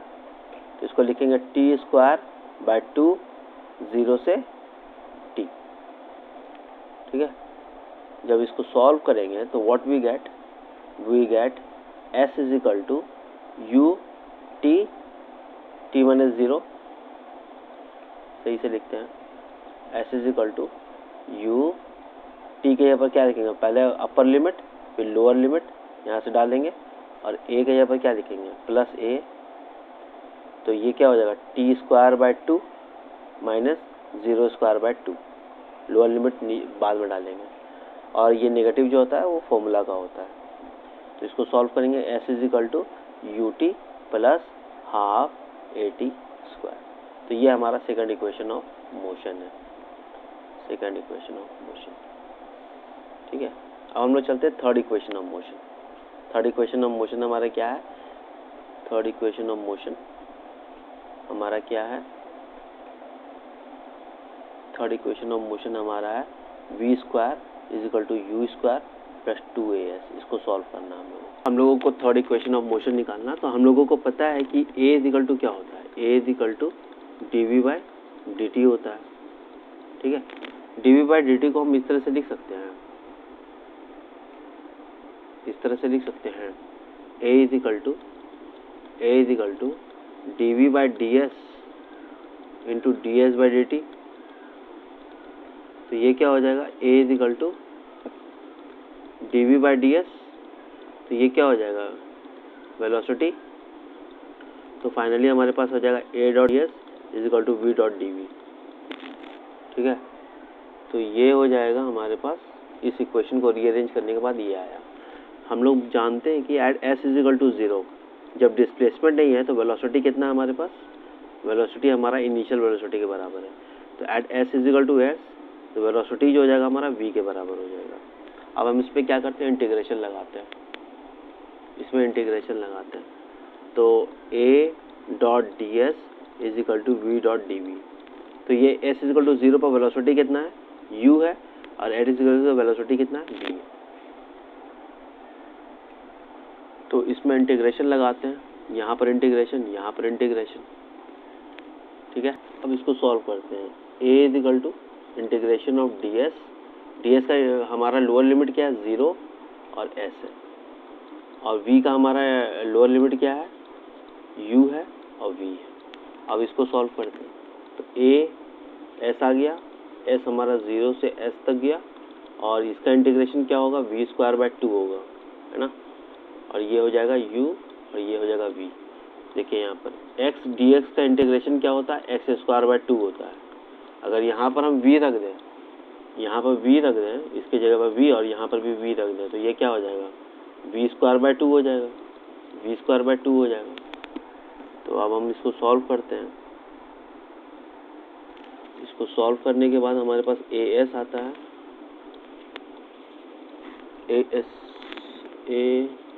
as is equal to upper limit v square by 2 minus u square by 2। अब इसको सॉल्व करते हैं, तो ये एलसीएम लेंगे, तो ये क्या हो जाएगा v square minus u square by 2, और फाइनली हमारे पास जो इक्वेशन आएगा तो वो होगा v square minus u square बराबर 2as। तो ये क्या हो जाएगा v स्क्वायर बराबर u स्क्वायर प्लस 2as। तो ये हमारा फाइनल इक्वेशन, ये हमारा थर्ड इक्वेशन ऑफ मोशन है। हमारे पास एक सवाल है, ये सवाल में बोला जा रहा है, इस सवाल में बोला क्या जा रहा है,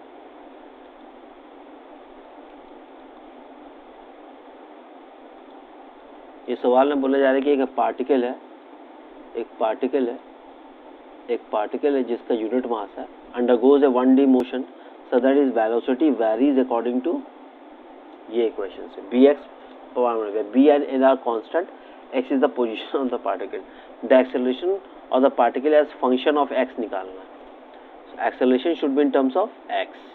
तो हम लोग को पता है कि एक्सेलरेशन इज इक्वल टू क्या होता है, acceleration is equal to dv by dt होता है। हमको x के टर्म में निकालना है, तो dv बाई dx कर दें into dx by dt, same चीज़ है, क्योंकि dx जब उड़ेगा तो dx जब उड़ेगा तो dv बाई dt ही आएगा, है ना।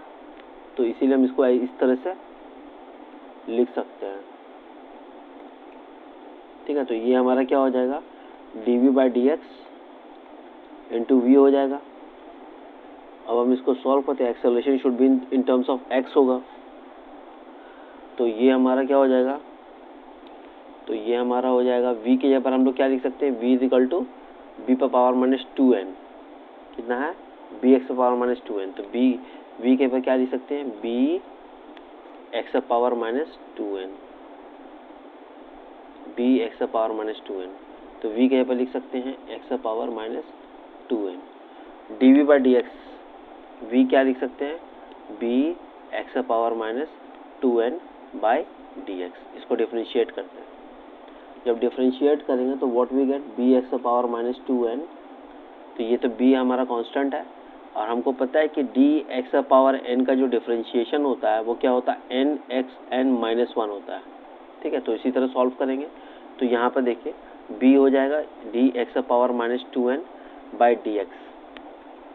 इसको जब सॉल्व करेंगे b x power minus 2n into b, तो ये क्या हो जाएगा, एन एक्स एन माइनस 1, ये एन एक्स है, तो यहाँ पर एन एक्स आ जाएगा, n x n minus 1, 2n minus 1, ये हमारा आंसर आ जाएगा। तो हम लोग इसको सिंप्लीफाई करेंगे, और तो हमारे पास क्या आएगा आंसर, बी स्क्वायर, और ये हमारा क्या हो जाएगा, minus 2n into x power, देखिए ए पर पावर m इंटू ए पर पावर n, तो हम लोग इसको क्या लिख सकते हैं, ए पर पावर m प्लस n। तो यहाँ पर देखिए ए पर पावर m और ए पर पावर n, इस तरह से, तो इसको क्या लिख सकते हैं, minus 2n minus 1 minus 2n। तो हम लोग इसको सॉल्व करेंगे तो minus b square 2n into x power minus 4n minus 1, तो हमारे पास ये आंसर आएगा 2n b square x power minus 1, तो ये हमारा आंसर हो जाएगा।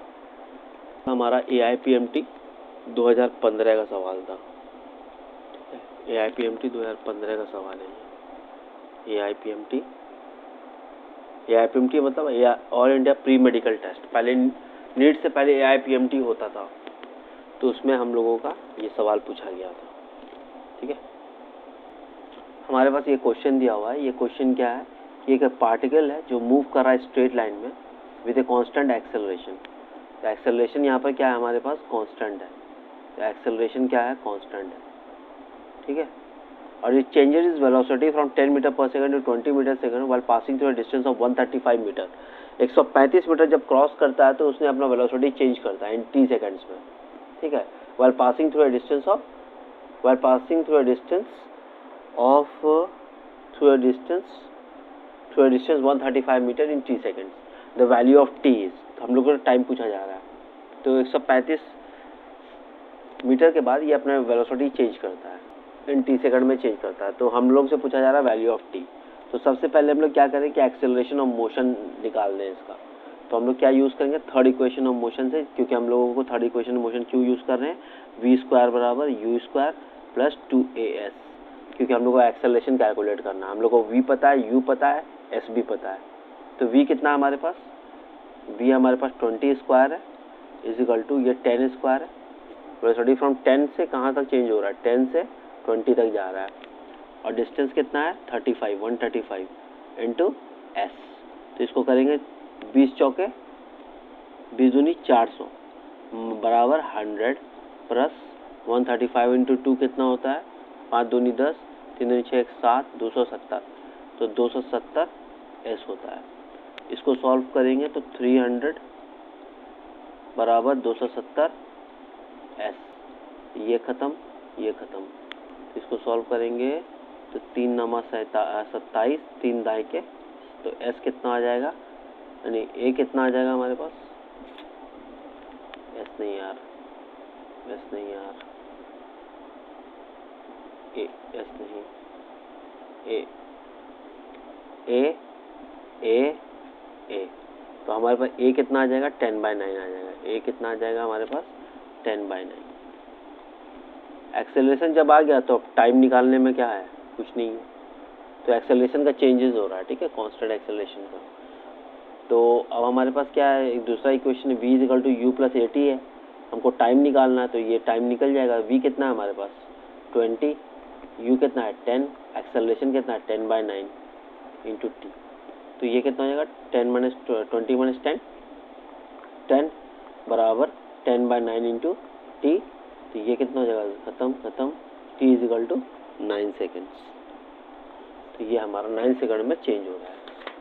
ठीक है, इक्वल टू 9 सेकंड में हमारा चेंज हो रहा है ये स्पीड। आंसर हो गया ये हमारा। ये सवाल बहुत अच्छा है। इस सवाल में देखिए क्या बोल रहा है कि एक ऑब्जेक्ट है, एक पार्टिकल है जो स्टार्ट कर रहा है विद स्पीड ऑफ 20 मीटर पर सेकंड अलोंग एक्स एक्सिस। तो ये एक्स एक्सिस के अलोंग ये मूव कर रहा है कितने स्पीड से? स्पीड इज 20 मीटर पर सेकंड। और फिर बोल रहा है कि एक यूनिफॉर्म एक्सेलरेशन है ऑफ 2 मीटर पर second directed along minus x axis. Acceleration इस तरफ ऐड कर, यानी कि डी एक्सेलरेशन हो रहा है। कितना है इसका? 2 मीटर पर सेकंड स्क्वायर। ठीक है, इस तरफ हम लोग को पॉजिटिव लेंगे और इस तरफ हम लोग नेगेटिव लेंगे, राइट। ठीक है, इसी तरह कन्वेंशन को फॉलो करना है हम लोग को। तो यहाँ पर देखिए ये speed in the direction of x axis हमारा ये दिया हुआ है। हमसे पूछा जा रहा है कि find the distance covered by the particle in the first 20 seconds. तो फर्स्ट 20 सेकंड में कितना डिस्टेंस कवर हुआ है वो निकालना है। डिस्टेंस कवर कितना? डिस्टेंस क्या है? स्केलर क्वांटिटी है। तो सबसे पहले हम लोग क्या करेंगे, डिस्टेंस निकालने के लिए हम लोग पहले डिस्प्लेसमेंट चेक करते हैं कि कितना डिस्प्लेसमेंट हुआ ऑब्जेक्ट में। तो एस इज इक्वल टू, हम लोग यहाँ पर ये फॉर्मूला यूज नहीं कर सकते, distance is equal to speed by time, वो वाला यूज नहीं कर सकते ना।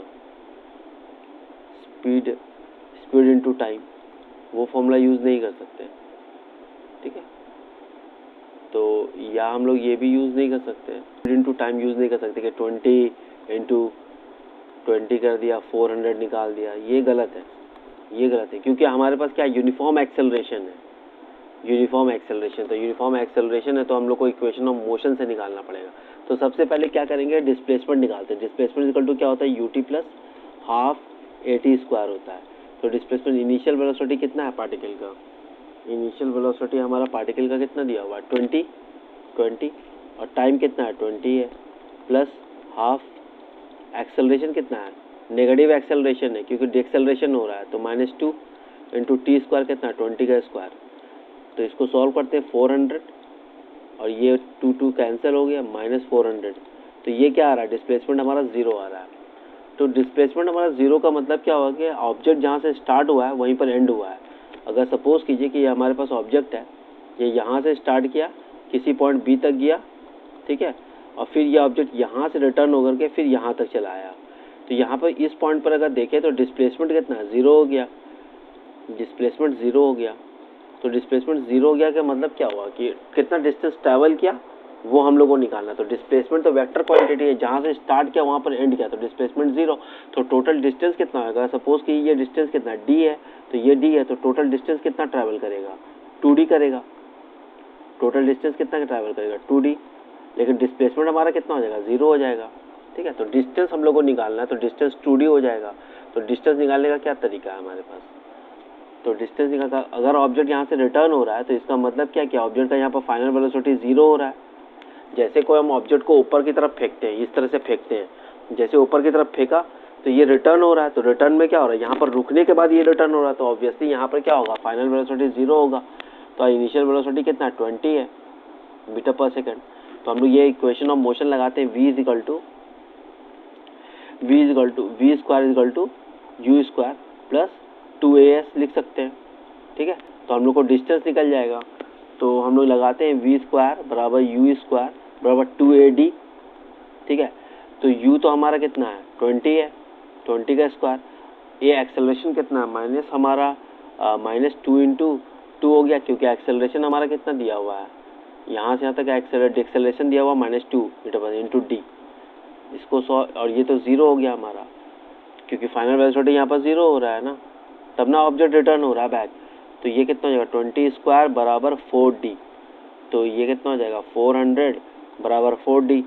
तो d बराबर कितना? 100 मीटर। 100 मीटर हमारा 1d हुआ। तो हमारा टोटल डिस्टेंस कितना है? 2d है। टोटल डिस्टेंस हमारा 2d है, तो हम लोग को 2d पर निकालना होगा। तो टोटल डिस्टेंस इज इक्वल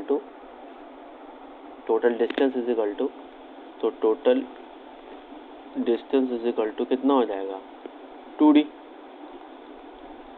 आना और जाना 2 इंटू 100 दैट इज 200 मीटर। एक और प्रॉब्लम देखते हैं हम लोग। ये हमारा इस तरह से बनता है। आपको ध्यान रखना है कि यहाँ पर डिस्टेंस पूछा गया है, डिस्प्लेसमेंट नहीं। यहाँ पर क्या पूछा जा रहा है?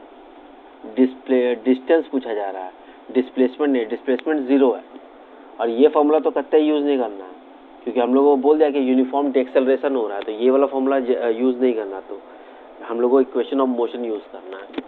ठीक है, चलिए आगे। हमारे पास ये सवाल है, इस सवाल में क्या बोल रहा है कि an automobile travelling at 40 kilometre प्रति घंटा can be stopped at a distance of 40 metre by applying brakes. Retardation हो रहा है यहाँ पे। इफ द सेम ऑटोमोबाइल को is travelling at 80 kilometre per hour, the minimum stopping distance in metre assume constant acceleration, या retardation हो रहा है, कांस्टेंट रिटार्डेशन हो रहा है। ठीक है, तो हमारे पास इस सवाल में क्या करना है कि सबसे पहला जो ऑटोमोबाइल है, फर्स्ट केस वाला ऑटोमोबाइल, उसमें कितना डिस्टेंस ट्रैवल कर रहा है, ये 40 मीटर डिस्टेंस ट्रैवल कर रहा है। ये फाइनल जिसका वेलोसिटी है वो 0 हो रहा है। कितने वेलोसिटी से स्टार्ट कर रहा है ये? इनिशियल वेलोसिटी इज 40 किलोमीटर प्रति घंटा। इन द सेकेंड केस में क्या हो रहा है कि ये सेम ऑटोमोबाइल, इसका वेलोसिटी 0 है। अब हम लोग से पूछा जा रहा है कि ये कितना डिस्टेंस ट्रैवल करेगा, जबकि उसका इनिशियल वेलोसिटी कितना दिया हुआ है, 80 किलोमीटर प्रति घंटा। तो अब इस इक्वेशन को सॉल्व करेंगे तो इसमें देखेंगे कि किस तरह से बनता है। देखिए यहाँ पर जो इक्वेशन, ये फाइनल वेलोसिटी हमारा कितना हो गया, 0 हो गया। तो v स्क्वायर बराबर u square plus 2as use करेंगे हम लोग। तो हमारे पास क्या होगा, ये कांस्टेंट रिटार्डेशन से जा रहा है, तो फाइनल वेलोसिटी तो 0 हो गया हमारा। तो ये हमारा फाइनल वेलोसिटी 0 हो गया, तो ये फाइनल वेलोसिटी 0। तो 0 बराबर क्या हो जाएगा, u स्क्वायर, और रिटार्डेशन हो रहा है तो रिटार्डेशन में क्या होगा, माइनस यूज़ करेंगे क्योंकि ब्रेक लग रहा है। तो 2 इंटू ए, एक्सेलरेशन कितना a लिखेंगे, इंटू डिस्टेंस कितना 40, तो ये u स्क्वायर बराबर 2a 40 लिखेंगे। ठीक है, यानी कि 80a लिखेंगे, तो ये u स्क्वायर बराबर आ गया। तो u स्क्वायर बराबर कितना हो जाएगा, तो फर्स्ट केस में हमारा कितना हो जाएगा, 40 का स्क्वायर बराबर 8a। तो एक्सेलरेशन कितना आ जाएगा इससे, इसको जब हम लोग सॉल्व करेंगे तो इससे एक्सेलरेशन कितना आएगा, तो 40 into 40 divided by 8, that is acceleration is how much, 8 5 40। तो a is equal to 200 metre पर सेकंड स्क्वायर। तो ये हमारा एक्सेलरेशन होगी, यानी कि रिटार्डेशन हो गया हमारा। ठीक है, ठीक उसी तरह सिमिलर केस हम लोग इसके लिए लगाएंगे। हम लोग को डिस्टेंस ट्रैवल निकालना है, तो ये कितना हो जाएगा, तो v स्क्वायर बराबर u square plus minus 2as हो जाएगा, माइनस 2as, तो ये डिस्टेंस कितना 2ad हो जाएगा। तो ये तो हमारा फाइनल वेलोसिटी 0 होने वाला है, ये 0 हो गया, तो u स्क्वायर बराबर 2ad हो गया। तो u हमारा कितना है, 80 का स्क्वायर है, और ये हमारा 2 इंटू a इंटू गया कि ये जो कांस्टेंट रिटार्डेशन से मूव कर रहा है। ठीक है, तो कांस्टेंट रिटार्डेशन हमारा कितना है, ये वैल्यू है हमारे पास। तो हम लोग यहाँ पर पुट अप कर देंगे, तो 2 इंटू 200 इंटू डी करेंगे, तो हमको डी निकालना है।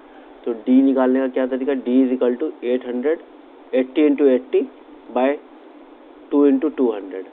तो इसको सॉल्व करते हैं, ये 2 0 कैंसिल, यहाँ पर 1 0 कैंसिल, 2 2 ज़ा 4, तो 4 2 ज़ा 8 हो जाएगा ये। ठीक है, 4 2 ज़ा 8 हो जाएगा, तो ये कितना हो जाएगा, 16 हो जाएगा। 2 इज इक्वल टू 2 इंटू 16। यहाँ पर हमने यूनिट कन्वर्जन में गलती कर दिया है, तो यूनिट कन्वर्जन में गलती कर दिया है, तो इसको हम लोग को दूसरी तरीके से करना होगा, क्योंकि यहाँ पर सब तरफ आपको है ना यूनिट चेंज करना है। यहाँ पर भी यूनिट चेंज करना पड़ेगा, यहाँ पर देख रहे हैं, यहाँ पर यूनिट चेंज करना पड़ेगा, बहुत लोचा है इसमें। तो इस लोचे से बचने के लिए हम लोग क्या करेंगे, एक सिंपल टेक्निक है हमारे पास, इसमें क्या करेंगे, सिंपल टेक्निक हम लोग यूज़ करते हैं। तो इसके लिए हम लोग सिंपल टेक्निक यूज़ करते हैं, सिंपल टेक्निक से आ जाएगा हमारा आंसर। ये थोड़ा सा यूनिट कन्वर्जन का जो लफड़ा है ना, बहुत कॉम्प्लिकेटेड कर देगा ये। तो इस कॉम्प्लिकेशन से बचने के लिए हम लोग क्या करेंगे, एक सिंपलीफाइड टेक्निक यूज़ करेंगे, सिंपलीफाइड टेक्निक। हालांकि इससे भी आ जाएगा, लेकिन आपको यूनिट कन्वर्जन करना पड़ेगा, बहुत मेहनत करना पड़ेगा। यहाँ पर थोड़ा सा यूनिट कन्वर्जन मिस होगा तो आंसर नहीं आएगा। तो अब यहाँ पर देखिए, यहाँ पर कैसे करना है आपको, ये देखिए, यहाँ पर u है तो ये हो जाएगा v स्क्वायर बराबर u स्क्वायर माइनस 2as, ठीक है, 2as लिख दीजिए, s1 लिख दीजिए, ठीक है। तो यहाँ पर तो v तो 0 हो गया हमारा, तो u स्क्वायर बराबर क्या हो जाएगा 2as1 हो जाएगा। तो इसको u1 ले लीजिए, इसको u1 ले लीजिए, इसको u2 ले लीजिए। इसके लिए क्या लिखेंगे, इसके लिए u2 स्क्वायर बराबर क्या हो जाएगा 2as2 हो जाएगा। अब क्या करेंगे, u1 स्क्वायर और u2 स्क्वायर को डिवाइड कर देंगे। तो यहाँ पे क्या करेंगे, 1 इसको मानते हैं, 2 इसको मानते हैं। अगर हम 1 और 2 को डिवाइड करते हैं तो हमारे पास क्या आता है, u1 स्क्वायर बाई u2 का स्क्वायर बराबर क्या हो जाएगा 2as1 बाई 2as2। हम लोगों को मिनिमम डिस्टेंस निकालना है, तो u1 स्क्वायर और u2 का स्क्वायर कितना हो जाएगा तो ये कितना हो जाएगा, u1 बाई u2 का होल स्क्वायर यानी कि 40 बाई 80 का होल स्क्वायर बराबर ये हो जाएगा s1 by s2, s1 by s2। तो 40 कितना, 42 जा 80, तो यह 1/4 हो गया। s1 कितना हमारे पास, s1 हमारे पास है 40, s2 निकालना हमको, तो s2 क्या हो जाएगा, s2 is equal to 40 into 4 that is 160 metre. तो हमारा ये आंसर था, ठीक है, 160 मीटर। समझे। एक और लास्ट प्रॉब्लम देखते हैं, उसके बाद वाइंड अप कर देंगे। ये जेई का सवाल है, इसमें पूछ रहा है कि from A tower of height h a particle is thrown vertically upwards, upward throw किया गया with a speed u. The time taken by the particle to hit the ground is n time that taken by it to reach the highest point of its path. The relation between h, u and n is. ये JEE 2014 का सवाल है। इसमें देखिए कैसे करना होता है कि एक टावर हमारे पास है, एक टावर है, टावर जो टावर है हमारे पास, ये टावर है हमारे पास जिसका हाइट क्या है h है, ठीक है। इस टावर से क्या किया जा रहा है, एक पार्टिकल को थ्रो अप किया जा रहा है with speed u। A particle is thrown vertically upward with speed u। एक पार्टिकल्स को लिया, इसको छोड़ा गया ऊपर विथ स्पीड u, ठीक है, and with vertical with speed u। The time taken by the particle to hit the ground is n time taken to reach the highest point. ये तुम्हारा हाईएस्ट पॉइंट है। यहाँ से यहाँ तक का टाइम अगर सपोज कीजिए, यहाँ से यहाँ तक का टाइम अगर t1 है, जब पार्टिकल ये यहाँ से यहाँ तक गिरने में उसको जो समय लग रहा है वो क्या लग रहा है, t2 समय लग रहा है, ठीक है, t2 समय लग रहा है। तो यहाँ पर ये बोला जा रहा है कि time taken by the particle to hit the ground is n time, t2 is क्या है, n times time of t1 है। तो सबसे पहले हम लोग क्या करेंगे, t1 निकालेंगे, time taken to reach the highest point.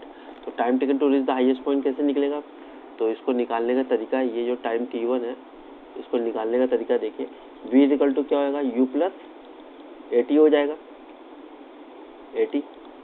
देखिए ऊपर में क्या लेंगे, नेगेटिव लेंगे और नीचे में हम लोग पॉजिटिव लेंगे, ठीक है। यहाँ पर उल्टा ले सकते हैं, यहाँ इसको पॉजिटिव ले लें, इसको नेगेटिव ले लेते हैं, ठीक है, आसान रहेगा कन्वीनियंस के लिए। तो यहाँ पर फाइनल पॉइंट पर हमारा जो वेलोसिटी होगा वो क्या होगा, फाइनल पॉइंट पर वेलोसिटी 0 होगा, क्योंकि तब ना ऑब्जेक्ट वहाँ से टर्न होगा नीचे। तो ये तो हमारा 0 हो गया। तो u हमारा क्या है, इनिशियल वेलोसिटी है, और ये ऊपर की तरफ जा रहा है, तो u प्लस gt हो जाएगा, ठीक है, gt। और हमारा एक्सेलरेशन ड्यू टू ग्रेविटी जो है, एक्सेलरेशन ड्यू टू ग्रेविटी हमेशा क्या करता है, नीचे की तरफ एक्ट करता है। एक्सेलरेशन ड्यू टू ग्रेविटी वो हमेशा नीचे की तरफ एक्ट करता है, एक्सेलरेशन ड्यू टू ग्रेविटी। तो यहाँ पर ये जो हो जाएगा u माइनस gt हो जाएगा, ठीक है, क्योंकि acceleration due to gravity is always acting downwards. तो हमारा ये सॉल्व करते हैं, तो u बराबर क्या हो जाएगा, g t1 हो जाएगा, या t1 t1 t1। तो t1 is equal to u by g. ये हमारा एक इक्वेशन ऑफ मोशन आया। अब हम लोग यहाँ देखते हैं कि ऑब्जेक्ट को यहाँ से फेंका जा रहा है। ऑब्जेक्ट का यहाँ से अगर हम लोग डिस्प्लेसमेंट लें तो डिस्प्लेसमेंट कितना है ऑब्जेक्ट का, ये h डिस्प्लेसमेंट है। तो अगर नीचे की तरफ हम लोग क्या लेते हैं, नेगेटिव लेंगे। तो अब हम लोग यहाँ पर यहाँ से यहाँ तक का जो समय लग रहा है वो t2 लग रहा है समय, time taken to hit reach the high ground is t2। तो हम लोग अब यहाँ पर कौन सा इक्वेशन ऑफ मोशन यूज़ करेंगे, s is equal to ut plus half at square. तो सबसे पहले ये हो गया। अब s is equal to ut plus half at square. ये टोटल डिस्टेंस कितना है, s is equal to minus h है, क्योंकि नेगेटिव जो है डाउनवर्ड हम लोग ले रहे हैं। नीचे की तरफ हम लोग नेगेटिव ले सकते हैं, ऊपर की तरफ हम लोग पॉजिटिव, या आपकी चॉइस है कि आप उसको ऊपर ले लो, उसको नीचे ले लो, ठीक है, या एच को आप पॉजिटिव ले लो या नेगेटिव ले लो, या आपके ऊपर है। तो हमने नेगेटिव लिया है तो एस इक्वल टू क्या हो जाएगा, माइनस एच हो जाएगा। इनिशियल वेलोसिटी कितना है, इनिशियल वेलोसिटी आपको कितना दिया हुआ है, इनिशियल वेलोसिटी यहाँ पर पार्टिकल से कितना दिया हुआ है, यू, यहाँ पर लिखेंगे यू, और टाइम कितना लग रहा है, t2 लग रहा है, और एक्सेलरेशन ड्यू टू ग्रेविटी भी नीचे की तरफ एक्ट कर रहा है, तो -12 GT² हो जाएगा, GT2² हो जाएगा, ठीक है। तो अब हम लोग क्या करते हैं, इसको इक्वेशन ऑफ क्वाड्रेटिक बनाते हैं। तो ये कितना हो जाएगा, इसको सॉल्व करेंगे तो 2uT2 माइनस GT2 का होल स्क्वायर बराबर -2h। इसको सॉल्व करेंगे तो GT² plus minus 2uT2 minus 2h is equal to 0, ठीक है। तो ये हमारा एक क्या होगा, क्वाड्रेटिक इक्वेशन हो गया। अब हम लोग क्या करेंगे, T2 का हम लोग एक्सप्रेशन निकालते हैं। T2 का जैसे एक्सप्रेशन निकालेंगे तो T2 का जो आएगा आंसर क्या आएगा, तो ये हमारा किस फॉर्म में हो गया, ये हमारा किस फॉर्म में हो गया, ax² plus bx plus c के फॉर्म में हो गया। तो इसका क्वाड्रेटिक इक्वेशन क्या होता है, x equal to minus b root under plus minus root under b² minus 4ac by 2a होता है, ठीक है। तो आप डिस्प्लेसमेंट यहाँ से लेना है, ठीक है। डिस्प्लेसमेंट क्या होता है, इनिशियल और फाइनल पोजीशन का डिफरेंस हो गया। ये इनिशियल पोजीशन है, ये फाइनल पोजीशन है, तो ये डिस्प्लेसमेंट का इक्वेशन ये लगा दिया हम लोगों ने डायरेक्ट, ठीक है। तो डायरेक्ट लगाने के बाद T2 टाइम लग गया। अब हम लोग T2 निकाल देते हैं। तो T2 जब निकालेंगे यहाँ से, इस इक्वेशन से T2 निकालेंगे तो T2 बराबर कितना हो जाएगा, ये T2 बराबर कितना हो जाएगा, माइनस बी कितना है, minus b is this one, minus b is this one, तो माइनस माइनस प्लस हो जाएगा, तो ये 2u हो जाएगा, 2u प्लस माइनस, और b² हमारा क्या है, 4u² हो जाएगा, 4u², और 4u² हो गया 4 इंटू ए कितना हमारा g, 4g, और c कितना है 8, तो यहाँ पर प्लस 8gh आ जाएगा, प्लस 8gh आ जाएगा, आ जाएगा ना। देखिए 4 माइनस 4 है, तो 4 इंटू ए कितना है, g है हमारे पास, 4g हो गया, और c हमारा -2h है, तो माइनस माइनस प्लस हो जाएगा, तो 4gh बाई 2a क्या है हमारा 2g है, ठीक है। अब हम लोग क्या करेंगे, यहाँ से इक्वेशंस निकालने के बाद हम लोग को पता है कि T2 बराबर क्या है, NT1 है, T2 बराबर NT1 है, T2 बराबर NT1 ये दिया हुआ क्वेश्चन में, T2 बराबर NT1। तो इसमें हम लोग पुटअप करते हैं, T2 बराबर NT1, ठीक है। तो T2 कितना हो गया, 2u plus minus 4u² plus 8gh by 2g, और n इंटू T1 का वैल्यू कितना निकाला हम लोगों ने, u बाई जी निकाला, u बाई जी, ये जी उड़ गया, और हमारे पास क्या बचा, तो 2u plus minus 4u² plus 8gh बराबर nu बाई 2 कर देते हैं, ठीक है। अब इसको सॉल्व करते हैं। यहाँ पर देखिए, यहाँ पर 2 कॉमन निकल जाएगा, इससे देखिए 2u प्लस माइनस, इससे 4 कॉमन निकालेंगे, यहाँ से 4 कॉमन अगर हम लोग निकालते हैं तो 4 1 4 4 2 8, तो यहाँ पर क्या आ जाएगा 2 आ जाएगा, root under u² plus 8gh by 2, तो ये हो जाएगा nu। इसको सॉल्व करते हैं फर्दर, तो व्हाट वी गेट, यहाँ से कॉमन निकल जाएगा, तो ये 2 और ये 2 उड़ जाएगा, तो u plus minus root under u² plus 2gh, क्योंकि 4² है तो यहाँ पर 2gh होगा, तो यहाँ पर लिखेंगे 2gh, तो प्लस 2gh, और nu हो जाएगा, तो u को उधर भेजते हैं, तो plus minus u² plus 2gh बराबर nu minus u, that is n-1, ठीक है। अब क्या करते हैं, हमको GH निकालना है, तो GH निकालने का क्या करेंगे, स्क्वायर रूट लगा देते हैं, स्क्वायरिंग बोथ साइड, स्क्वायरिंग करेंगे। स्क्वायरिंग करने के बाद हमारे पास क्या बचेगा, u स्क्वायर प्लस 2GH बराबर u स्क्वायर इंटू n-1 का होल स्क्वायर। तो अब हम लोग क्या करते हैं, 2GH बराबर u स्क्वायर कॉमन ले लेते हैं, तो n-1 का होल स्क्वायर -1, इस तरह से। तो ये क्या हो जाएगा, a square minus b square का क्या फॉर्मूला होता है, a square minus b square का a plus b minus b, a plus b into a minus b. तो हम इसको लिखते हैं u स्क्वायर, ये हो गया हमारा a स्क्वायर और ये हो गया b स्क्वायर। तो a plus b into a minus b, तो a प्लस बी,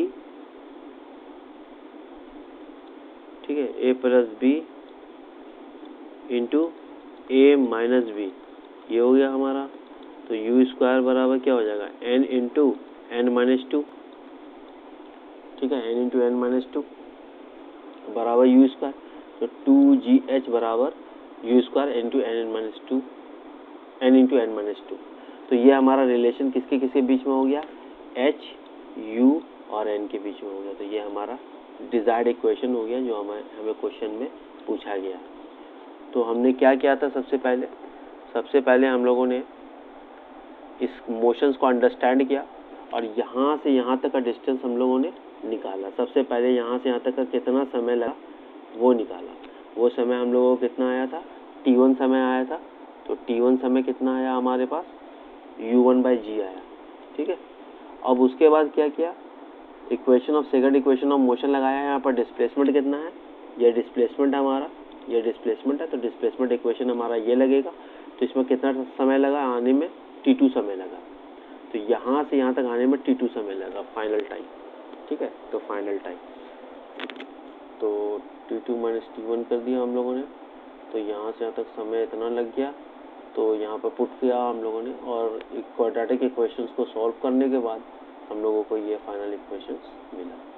तो thank you student for watching my channel, and please subscribe, like and share, and hope in the next sessions we are going to start with a graph in a motion in straight line. Then we will get to know about the motion under gravity.